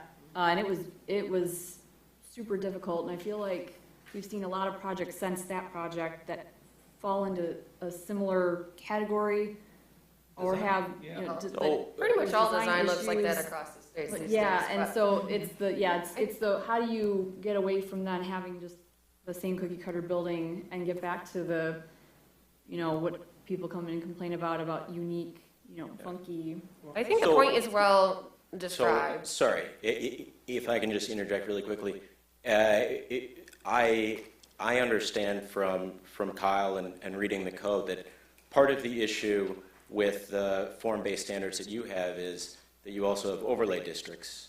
So that can It's all kind make of things a lot more complicated. mess right now. And, yeah, so we would of course do away with that. Yeah. So as part of the stakeholder meetings, do we have an architects, like in developer stakeholder meeting? Because I think that would be important to tease out some of the difficulties that we've been having and what we might need to see more flexibility. Oh, yeah, sure. Okay. Yeah. That'd be great. Any other top issues that we haven't hit? We talked about parking, right? Parking? Well, Utilizing we talked a little bit about parking, Nobody- and that was one of the major topics that I wanted to bring up. Actually, two of the major topics that I wanted to bring up was one, form-based code, which I've already gotten some feedback on, and then the second would be parking and how open you are to eliminating parking minimums, which I think I see too. I see. Well, okay, so that's the hard part. Like, I think when you look at the table, a lot of us are very supportive of that. Right. When you talk to the community, they may say otherwise. Okay. So Right. so that's something you definitely want to do your community meetings for, and determine what their feeling is about parking, because we have a couple Right. businesses that would feel very strongly about it. Right. Right. Well, that's and that's a matter of education too, and. Yeah, I think we're ahead of the community, right? Because we've, for the most part, got planning backgrounds or architecture backgrounds, or, you know, so we. I would say some in- people in- would tell in me no. Education and whatnot, we're ahead of. Well, I think education is a big part of that in terms of, sorry, I don't remember, what were the 5? Was parking one of them? Can be. Sure, it can be, yeah. There's an other. What, no, Oh, she's The saying 5, like breakout meetings. I can find it. I get it.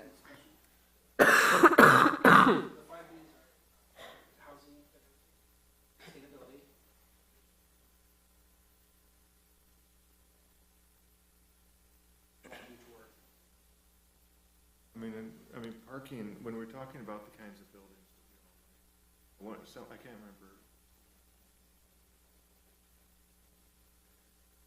remember. Yellow? That building is completely hamstrung by parking requirements, and it will never be anything usable because of parking. Because of our parking requirements. Yeah. I don't know, it's like. Or because, yeah, it's only got like Used street now. parking, right? It was being used, but I mean, it can't ever be much of a public. I mean, Well, the thing about removing parking minimums and parking requirements is then having the developer decide what needs to be done for their site. And so then the owner of that building can decide, what can I do with limited parking? Knowing that I have limited parking, what can I make this business? And then not be limited by the zoning ordinance to say, well, you can't do that because you don't have the parking. But if you're a business owner and think that you can, and then you make it happen, and then you have to be a business in the community operating, not in spite of everyone being very upset with you if you are not being a community partner and have like, you know, all this traffic overflow, or like you have to be you're not going to be a successful business, I guess. So determining for yourself, your property, what your demand will be, and how you're going to be a piece of that community. That is, I think, what is behind the removal of the parking minimums, and like the thought of the developer should be making the decision and the property owner. Knowing that we are a community of our size with the parking infrastructure downtown that we have for our walkable community, that we have all this parking throughout our neighborhoods as well, So along those grounds, not just like, okay, parking, we should not ever put a single parking lot in the city ever again. That's, you know, not. Howell is lapping us, that's all I have to say. Howell is lapping us on the whole parking conversation. Like the city of Howell? The city of Howell is lapping us. Like, and I feel like Ferndale is we pride ourselves as being a fairly progressive from a planning standpoint. Are you saying that Most progressive communities have the most restrictions on development And nationally. I think Again, Howell's again. throwing down right now with their parking requirements. Probably match or do better. I'm so Kind of feedback interested. have they gotten with it? I haven't had the pleasure of sitting on Howell's planning commission, but I'm sure I can talk to their RRC planner and find out. I think it's going to be so interesting and important to try to counter gut reactions with sort of national data and statistics, right? Like it is a known and proven fact that removing parking does not make your downtown less vibrant. Like there are again and again over decades, like clear trends that may go against what your gut tells you. And so that conversation with our residents and examples, and perhaps Howell's a good example, Yeah. are going to be really important. I think, Traverse City. I think, I don't know if this is where this conversation is going, so I don't want to dive in too far, but, you know, maybe there's an opportunity to lift up projects that we worked on here in our community, right? Like having worked in other communities statewide, like finding comparables in other communities often doesn't resonate with residents because it's not, well, that's not like us, that's not how, you know, or at DUP, like, we're special, we're different. And so maybe finding some of the projects where we did provide waived parking requirements, and now that the development is done, what is the parking count, what is the parking traffic, is it really the nightmare that residents thought it was going to be? Is that something that we need to think about, or is everyone alive and well and they've been able to park and go home at night and they're still alive, right? So that might be just something to reflect on and lift up in any sort of outreach with residents around parking. That's a really great point. Oh, sorry, I didn't mean to interrupt, but, so I'm really glad to hear that you're so open to eliminating parking minimums. I just put this slide together too to show that there is a continuum. On the one extreme, we have like Mount Pleasant that has eliminated all parking minimums throughout the entire city, but then there are other cities like Ann Arbor, Howell, Kalamazoo, Marquette that exempt certain portions of their downtown from the parking space minimums. So it doesn't have to be an all or nothing. Well, I mean, we do, There are other- unless you're expanding your footprint. Right. Yeah, Okay. we're similar. Yeah. Right. No, I think this is really great, and I think it is really good to provide information, but I think you have a really great point, because already it's like, okay, well, I can say, well, sure, Mount Pleasant can, because they have 1 million parking lots. Of course Ann Arbor does. So I think it's a really good idea to look at where we have waived. And I know the city staff already has so much on their plate, but.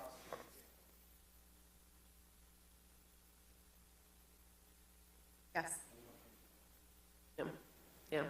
So it'll be great to, I know we have a list of where we have parking waivers, because we do our annual report. And so maybe if we can just collect all of those that have had a waiver in the past, and I think it would be easy, something to provide. Well, so if I can just go back 1 second, because Yeah, sorry. that's all right. So the parking minimums wasn't a surprise. Your reaction to form-based code was kind of a surprise to me, because I used to work for one of the founders of the Congress for the New Urbanism, and the whole idea of the Congress for the New Urbanism is to promote places that are walkable, that are, TOD development, that further racial equity, that allow for different housing typologies. And all of the proponents or all of the followers of the Congress for the New Urbanism really do, they're huge proponents for the form-based code. It's my understanding that there's so much flexibility within the form-based code. I don't see it as limiting what you have to build. It is the easiest way to encourage mixed use, walkable. I think it's a result of having a combined or mixed form-based Okay. Euclidean zoning Okay. code that was not written well or Okay. properly enough. Not the way we have it written currently. Yeah. If Okay. it's written right, it would probably be great. Okay. All right. When it comes to form-based, I'm probably not the best person to ask because I never have to follow ordinance. School designer. Okay. So basically, though, you would be open to us creating some sort of hybrid where we do incorporate some form-based code elements. If I think our hybrid doesn't work. I mean, don't we have a hybrid now? We have a that hybrid. We're not happy with? Our hybrid doesn't work, mostly because it's only hybrid in some parts. We have some, Downtown, yeah. and well, and it was made better. And I think, like, my view of it is to make it more form-based, to take away more of the use restrictions. I don't know if that's the general feel. I agree with you. I also think it goes back to like an equity and access conversation too. Like we talk about this being like becoming more equitable through this process, and I think form-based code could be a potential way to be able to achieve that, right? Like if you look at I think about some of the business owners who are, like they're having to make improvements to a building for the purposes of being able to run their business, right? And they're in a whole new world in making improvements to this building. And so the clearer we can make the expectations around what they can and can't do, and if that's through a form-based code that relies heavily on visuals, everyone, obviously they need to employ the appropriate professional staff to be able to deliver the materials that we're asking for, but I think that that opens up a whole conversation around accessibility. And ease of use. So one of my first projects at McKenna was working as the interim planning director for the city of Mount Pleasant. And the city of Mount Pleasant does Didn't have... mean to dog on Mount Pleasant earlier, sorry. Sorry. But they do have a pure form-based code. So I just put this on a slide as an example of what some pages of that code looks like. And it was very easy to administer, and I think it worked well. There are many different types of form-based codes, though. So if you're hybrid, if you're not happy with your hybrid code, it's not like there's only one type of hybrid code. But I used to implement the city of Denver's form-based code as a planner, and I really like theirs. It's very complicated. I don't say we want to do something exactly like that, but I think it's very similar to this, where you have like lots of pictures and images and the intent, and it's easy to use. And I would say I think it makes it, when it's done well, yeah. and incorporated throughout the zoning ordinance, I think that we would like it. Well, If it's done well, I just don't like the way it's currently done. So, Okay. I mean, Right. if it's done well, then I would, yeah, that sounds great, but I just think that the way that we currently have it is a mess. And I will just want to double click on the previous comment around ambiguity, because streamlined review process and reduced red tape. I think the ambiguities in the current zone are prompting staff to bring stuff to us, which we are just debating ambiguities up here, right? I think by teasing out some of those ambiguities, we can empower staff to be making some of those decisions. Because too many projects are coming up here for discussion to try and get the temperature of the planning commission, where that shouldn't be the case, right? That our vision and intention should be clearly stated in the planning documents that are in place. So that's actually a great transition into my next topic, which actually Mara's going to talk about. So we wanted to get your general feedback on 3 issues: the form-based code, the parking minimums, and then also the site plans. I think, skip over that. There you go. Great conversation so far. Thank you. Yeah, we want to have this conversation early, as my colleague Andrew pointed out. It's good to start our conversation about what our vision is for allowing administrative review of projects versus planning commission review. And lately, ordinances that we write have been all site plans require planning commission site plans unless the community economic development director says they do not require planning commission site plans, or they fall within this list.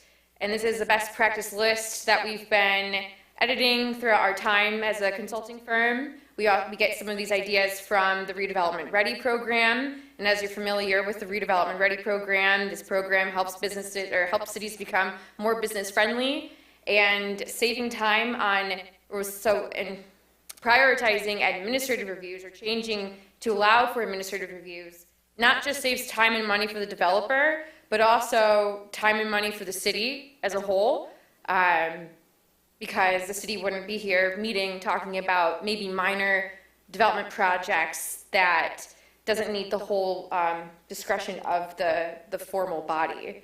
And our question here for you is, have there been any experiences as a planning commission or any types of projects you reviewed as a planning commission where you thought to yourself that this project could be reviewed administratively? If we didn't have parking minimums, I could think of 10 of them. Oh, so totally. Okay, I'd like to hear it. Do you have more idea? What types of these projects? Are they minor projects? Are they accessory buildings? Are they C2? The rehab of like the duplexes or triplexes on Hilton, Yeah. where she was just trying to add garden units. It was already a duplex and she wanted to add garden units to make it like a quad. Yes. That was like. Short-term rentals, she was trying to do Yeah, she was. But So that's we have still an ordinance in administrative. place, go talk to the planning staff.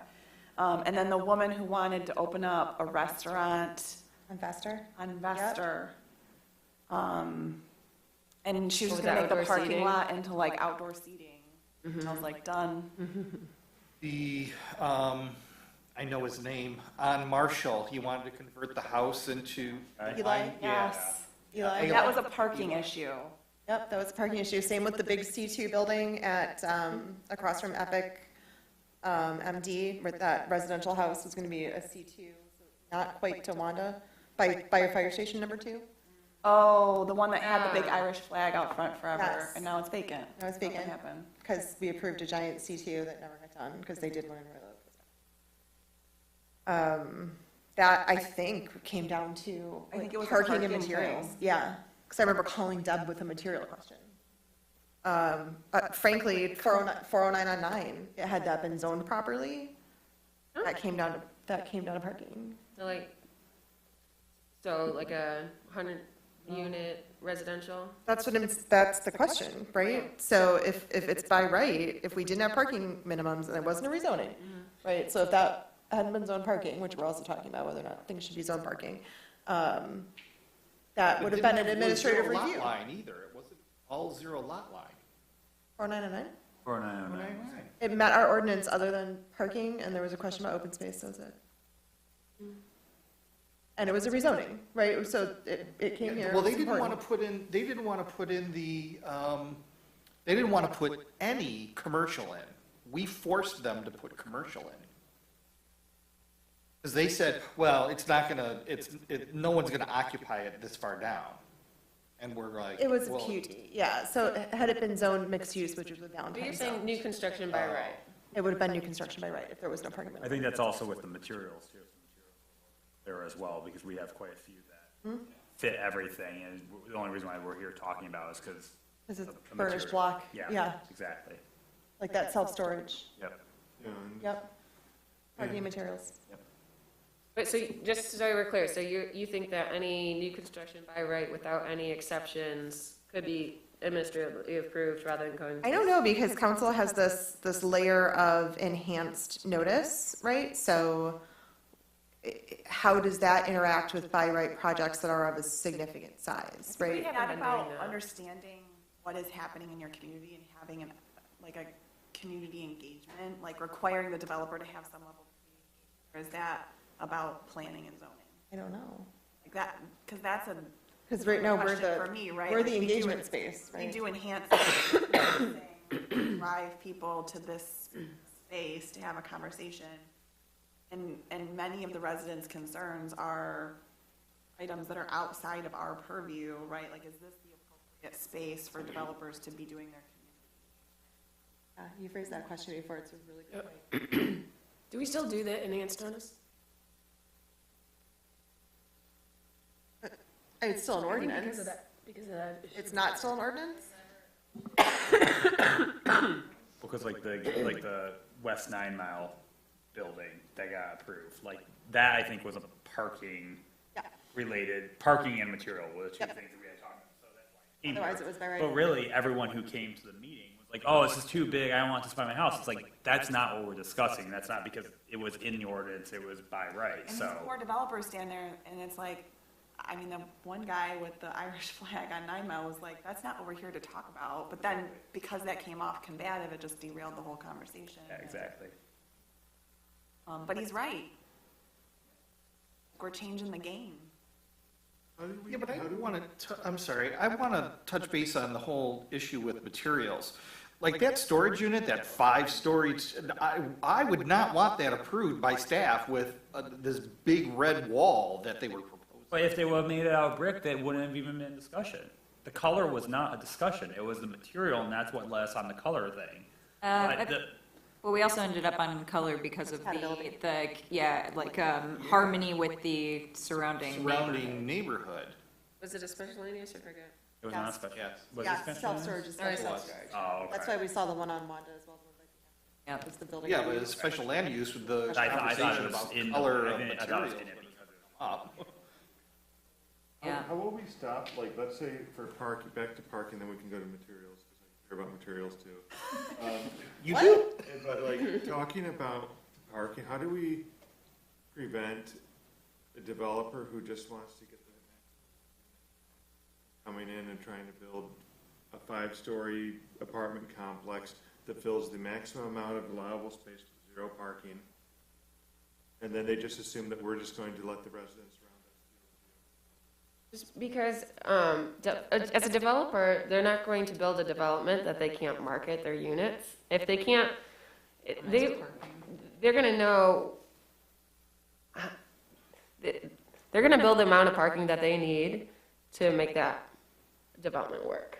And typically, I mean, developers are sometimes asking us for over the parking, depending on the project. And so I think that it's really not gonna be, we're not gonna be seeing that. Maybe like a 4-unit building, but. I mean, because in the 5-unit ones, like how, I would never rent an apartment where You didn't have a in a parking. Yeah, massive, spot. you know, 50 other units that like, am I gonna get one of 5 street spaces within 2 blocks of my And they building? can't, Like, and they no. can't request the parking passes from the city to guarantee it. But So, you like- look at a development like on Vester, the one that Noah built, if we would have had no parking minimums for that, they would have all been forced on the street, and the size of that structure with the number of units would have overwhelmed an already overwhelmed parking issue on We're that talking about that street. like 8-unit one? Yeah. Yeah, the Yeah. townhouses. And they didn't want any parking? No, they did. No, he did, because he wanted to rent to a higher end Yeah. clientele, so he Yeah, needed. he did want that part. Well, he did, but what if it was someone else? I Well, think but that's No, what- that was that's the saying, point. you know, well, we're just gonna let the residents park right But on the that's- street. But that's the point, right? Like a developer is selling a product, right? And that product is only as valuable as it is desirable. And a unit without some parking is less desirable than a unit. Am I saying that right? Yeah, so it might be a more affordable unit, and yes, it might be then put on the street, but nobody, the public owns that parking. And there are other developments on that street that they don't have parking, and so it's just, it's,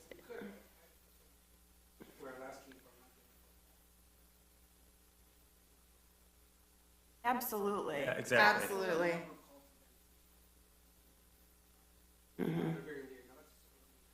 Or they don't even care what your parking standard, they're gonna require it. Because they don't want you to. It's like legendary stories in Detroit about that, yeah. it actually makes it really difficult for affordable housing.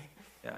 Well, it's the same thing as homes, though, too. Like, you can look at homes in Ferndale, the ones that do not have driveways are always noticeably less than what maybe the adjacent house is with a driveway, because the desired parking and having a spot to always park in, it does detract from the value a little bit. Well, and we don't have to get rid of parking entirely. We just need to reevaluate our parking requirements. Our parking study, let each Yeah. person prove what the parking is. That's administratively. But, I mean, what you need for parking. Yeah. Yeah. I could live with that. And if areas get bad, can we just expand the RPZ program to other areas if needed?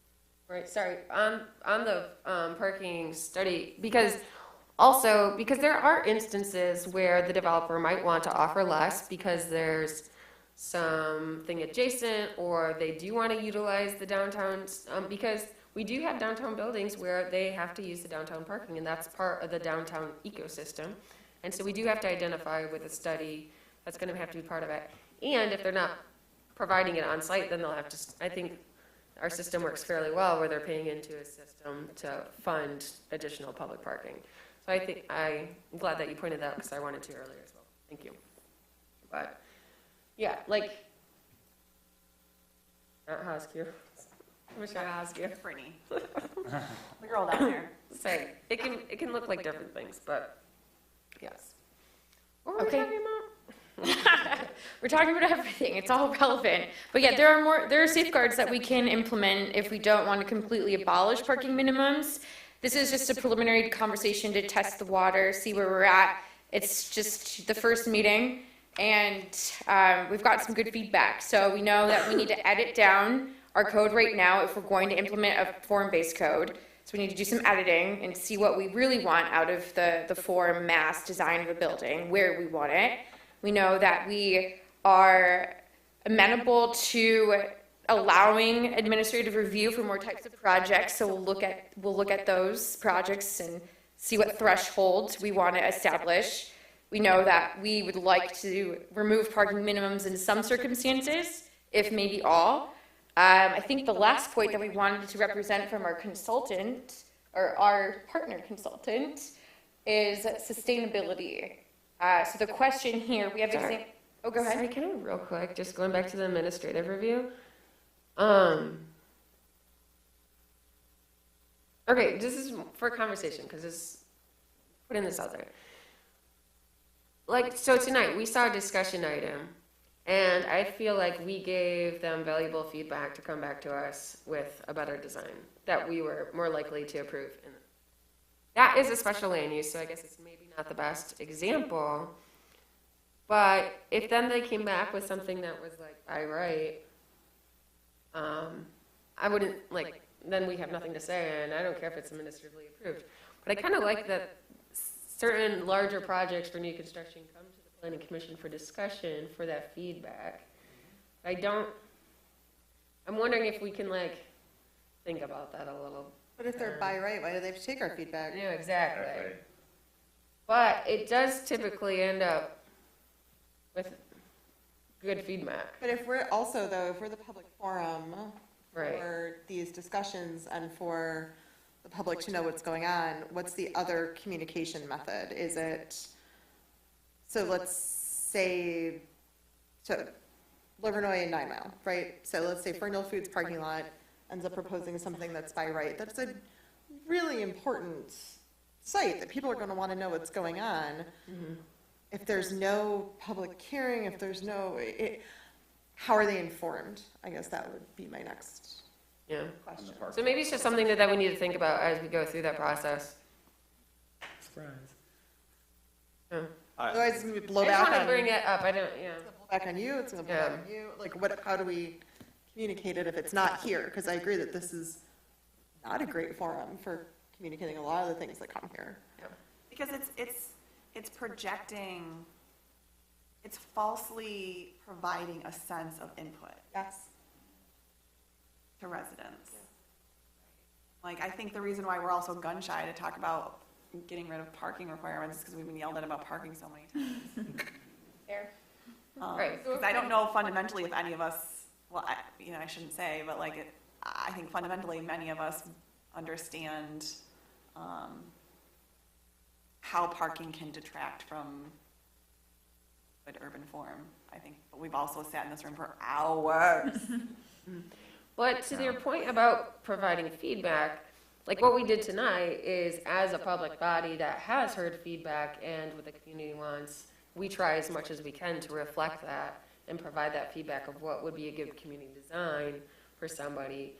So even though that the public can't necessarily provide that feedback in certain forums, we can on certain projects. So I just want to make sure that we're thinking of that in what we're giving them potentially. And are we then providing for it in a different outlet if we need to? And that might be something for the city to think more about. Through the chair, but we still have the project page on the city website, right? And if it's a project that's by right, the only way that the community would find out about it anyway is to talk to the city or go to the website, right? Well, Probably not even on the That website. project page is just for select things that get put up there. I mean, I know there's been a handful of projects that, have not come before planning commission that I've been asked about that I had no idea about myself. So, if it's by right, it's by right. Yeah, I think some by right developers come here for discussion because they don't want to take the time or energy to communicate with their neighbors. Yeah. Pardon? The expense. Yeah. Of like going You know. through various design iterations. Yeah. Only to not have a project in the end. I mean, I. But also to consider us as the representatives of the people, well, I don't have to I don't have to interact with the neighborhood because I've already gone and gotten feedback from the community by going to the planning commission. Do we have a yeah. documented, community engagement for development projects of any size? Like, is there a documented, like, this is community engagement path you should take? I was at that, yep. And I think that's where Well, the enhanced community engagement plan, I think, came out of that process at some point. We might have, but never adopted. It was that.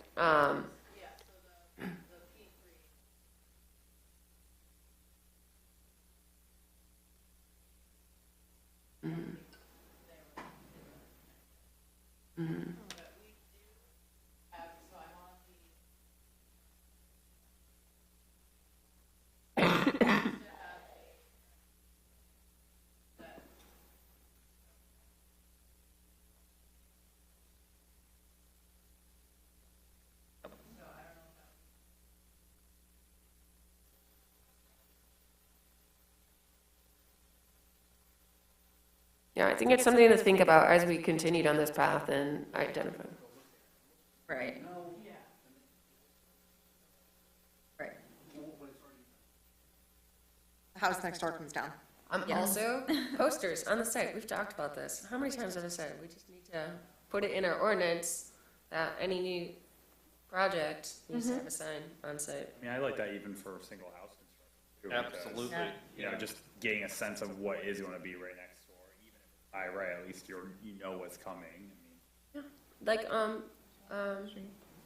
The Marshfield one has Yeah, on the a north sign, side. it looks exactly like the rendering. Yeah. Well, and communication of how to contact them, not just a sign, this is the project, this is the company. Yeah, I think it says like Reshka and their phone It needs to number. have contact information, so they're not contacting the city asking Oh, I all was these going to say, what's your questions. phone number, Polika?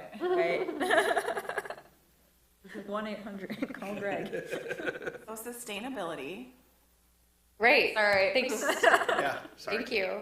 Thanks, Chair. We wanted to represent our civil engineering partner and would be remiss if we didn't talk about some of his items. So he's written out a couple different tools that we can use in the zoning ordinance to implement some of the Plan Ferndale Climate Action Plan goals.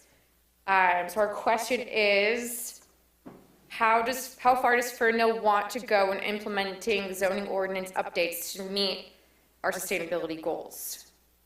As far as we can. One of the best tools we have to meet our sustainability goals, right? Yeah. What's the carrot that goes with the Well, stick and- from a developer standpoint? Getting to develop. I think tying it into special land uses as much as possible, like that was one thing that we didn't really talk about with the car And wash, but PUDs, like, yeah. you know, all those coverings for the vacuum things, if all those could have been solar panels?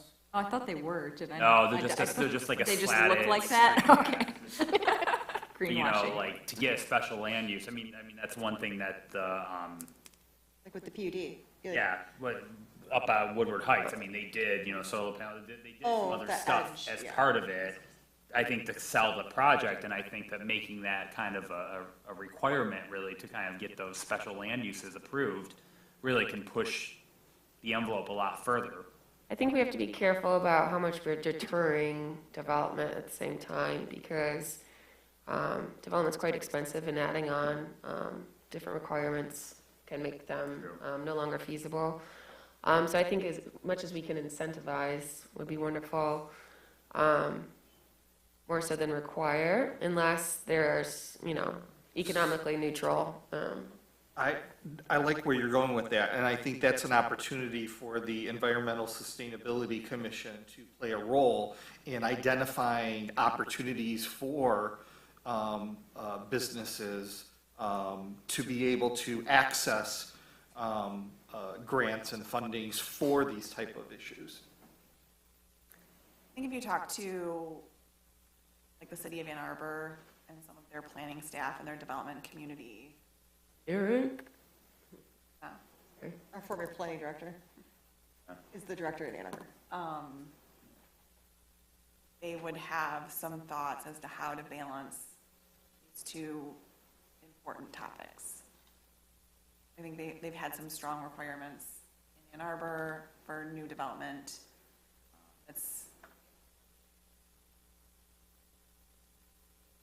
Well, I just had a very specific question. That is, are there one or two items here that you think are not appropriate? Are not No. appropriate? Yeah, are not. What's the EV charging with ad space? What's that about? I would, Oh, sorry, you don't know. I would have Because to ask our that civil one was just engineer. very specific. I don't know. Is what it like advertisement so that it pays for the space? Seems like maybe. I mean, I'm just Get thinking back like the- EV charging with ad space. I'm thinking of those With horrible ad ad space. benches that companies drop around, and I just don't want a bunch of Oh. those littering the city. What about the gas station TV? Yeah, and gas station TV and stuff like that too. Like, I don't want it to be a gimmick. And I don't know also, what then it- you also put more pressure on the city because what kind of ads are we doing, and what kind of ads do we want to allow in the city? Makes it a lot more complicated, probably a lot more work than what the actual funding revenue brings in. So. Yeah. Sense. Well, I believe, like in the downtown, we don't charge for the electricity. So when you park, you're just paying for the parking space. Correct. You know, so you're getting the charging for free. Correct. Yeah. Correct.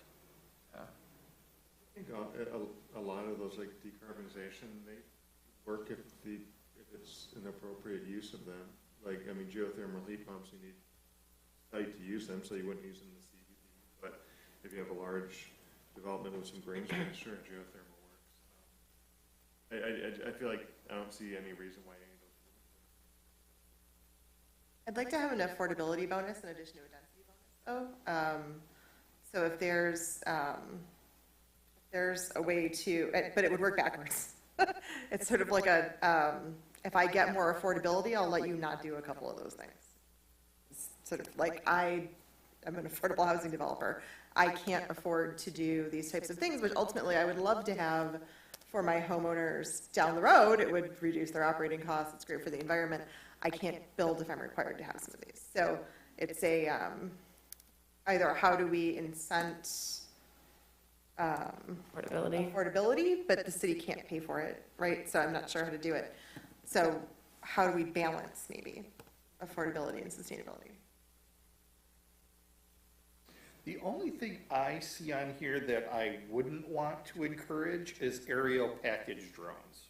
Why not? I think it's funny. Is that a real thing?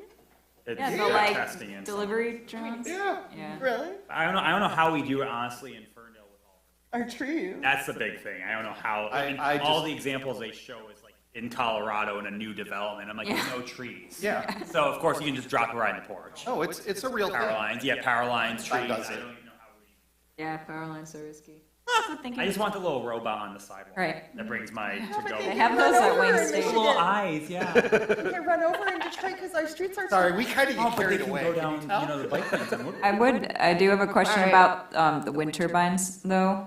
I know that at least the larger ones probably have significant ecological, biological considerations. I don't know if how small we're talking. If we're talking like a windmill or like a, 3-4 feet that might have some like bird damage or stuff. That would be like the contained fan. Yeah, that would be, just if that's gonna also add additional cost to do like a So animal impact survey, then. to kind of jump on that, density bonuses for more common utility, like sustainability utilities. So like you could put solar on your house, but it's more effective if you've got a group of houses that do it.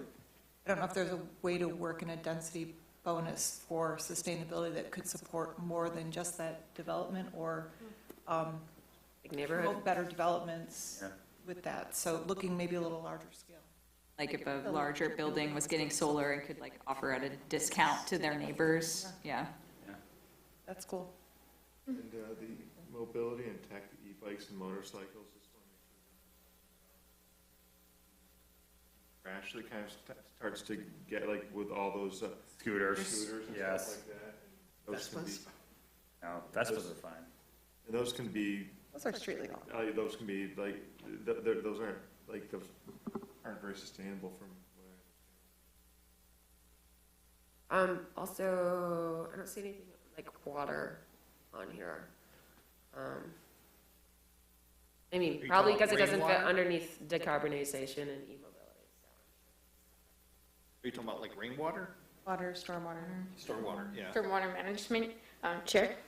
Yeah. but Yeah. It's I'm- good. Oh, go ahead, Chair. Oh, no, I was just saying, I'm sure it's somewhere else. I was gonna It's say, not in one of these buckets. yeah, is that under something else, stormwater management, or are you considering it part of sustainability? It would be part of the many more conversations that we have to come. This Okay. is just two buckets of talking points under sustainability. But yeah, we will definitely dive into our stormwater management goals. I think low-tech sustainability options would be nice and preferred, to Kate's point. It's probably, sorry, I think that community-wide, I think, yeah. I'm lobbying for a rain garden inlet when they repave Bowfield next year. I've been lobbying for 2 years. We'll see if I that know, happens. we've talked about that. Trying. All right, anything else? Lobbying the DPW hard. They're putting it on Woodward, did you see? Yes. Thank you. Yeah, right by my house. Kind of, Ryan. Just throw one last thing out on sustainability.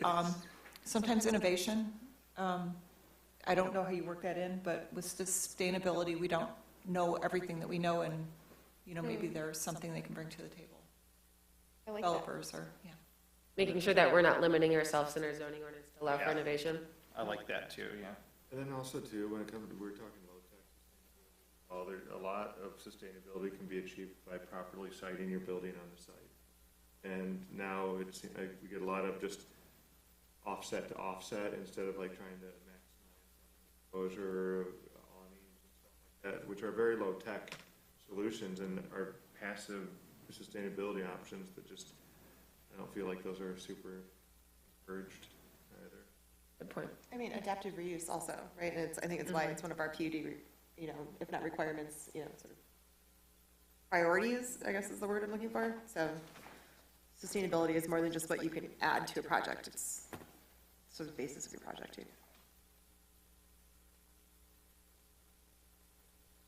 Okay, go ahead, move forward. Okay. Well, Chair, thank you. Thank you, Commission, for having us. Thanks for the conversation. That wraps up all of our talking points today. Next steps are we're having our first steering committee meeting next week, and we're planning for our community engagement July 15th, we think, tentatively. When do we get to see you again? You coming back to us? We do want the steering committee to have a say. Okay. So, topic,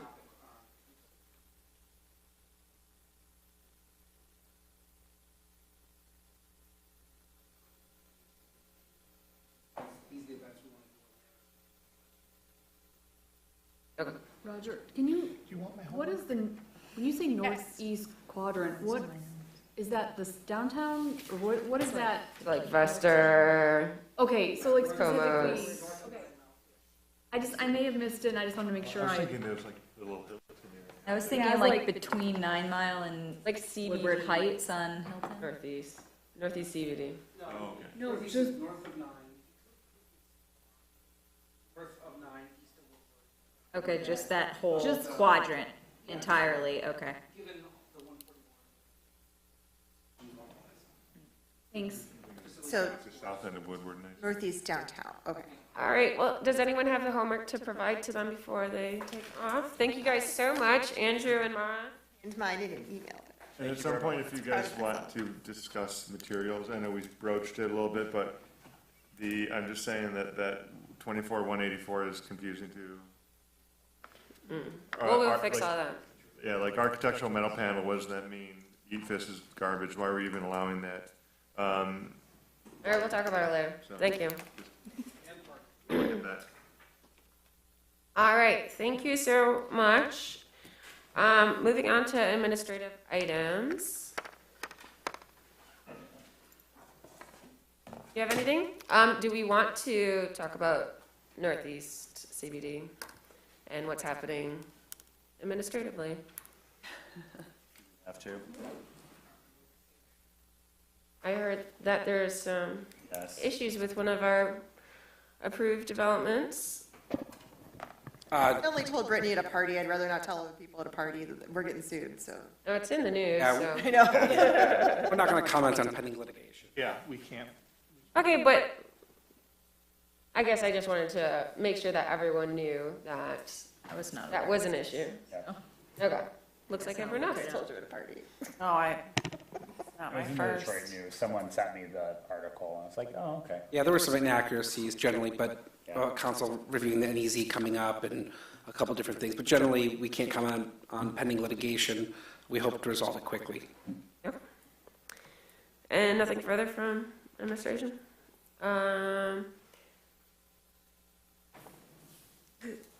Mission items? Commissioner Azar, do you want to talk about the BZA? Yeah, that was an interesting first meeting, and we're looking forward to improving, it was about garage door size. Oh, my favorite. Probably the first one ever, according to Judy, who's been on there for 20 years. Yeah. Wow. And so we would be looking forward to,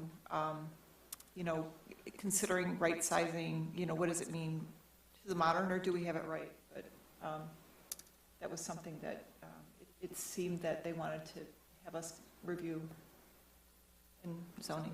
Where was the project located at? It's on Alberta? Ellen?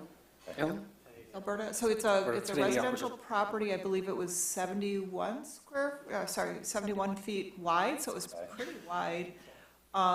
He had room for a double garage, and they didn't oversize for the width requirement or the opening, less than 50% of the building. But it was a 18-foot door, or 2 8-foot doors, or 2 9-foot doors, with the required separation, so. So the code only allows, when it's an attached garage, an 8-foot wide door. Yeah. A typical F-150, America's best-selling vehicle, which he let us know, Unless you fold the mirrors. it's like 7 feet, 10 inches or something. So he preferred to go to 18 feet, but I think the building official let him know, you don't really have a hardship other than I want it, and so maybe if you go with 2 9 feet, because that's a more standard door than an 8 foot. Actually, 9 feet is a standard kind of garage door.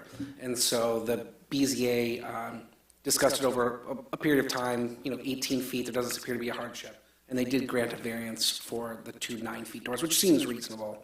And I think the intent was probably the typical enclosed home you see with a garage that's, part of the home, maybe even in front of the porch. But I think it was a well-designed building. It was more flat and it wasn't as obtrusive, maybe. I don't know. And it also brought up the discussion about ADUs, like why would he attach it to the house? Because he could get attached living space above it, or usable space because he wanted it as an office. And why couldn't the garage go back and function the same? Then that would limit him in having like usable space. So I went around that discussion a little bit. And if it's attached, it can be taller. If it's detached, it can only be 16 feet to midpoint. So if he detached it, then it goes down. So it's just one of those catch-22 type things.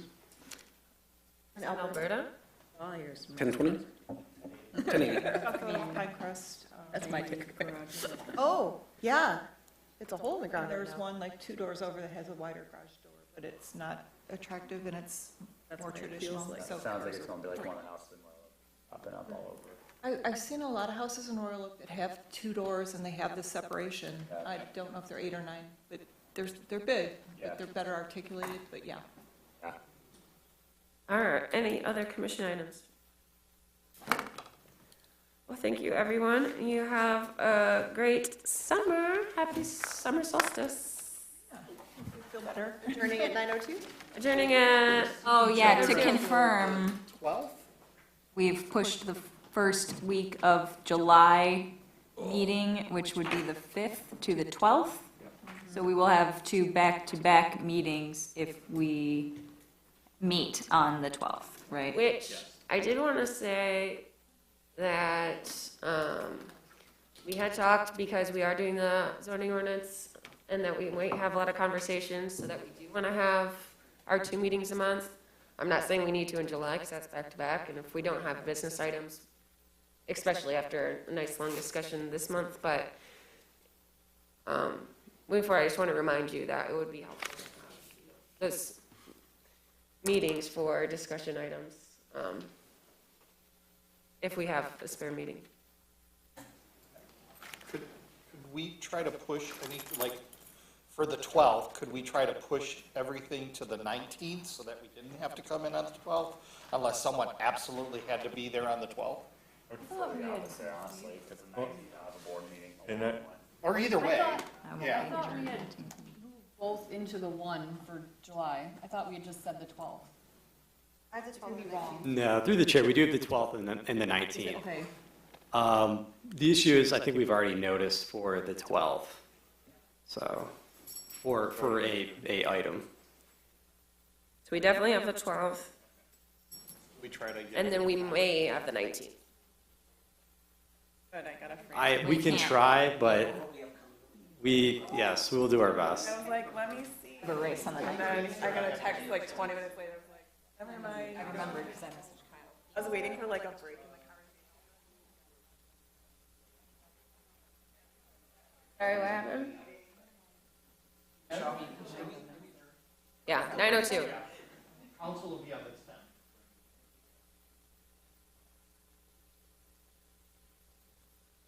Oh, anytime. Oh, thanks. We're lucky getting through this week. better make it for next week's meeting. You got it. Understood. I've been working 14 hours. Understood.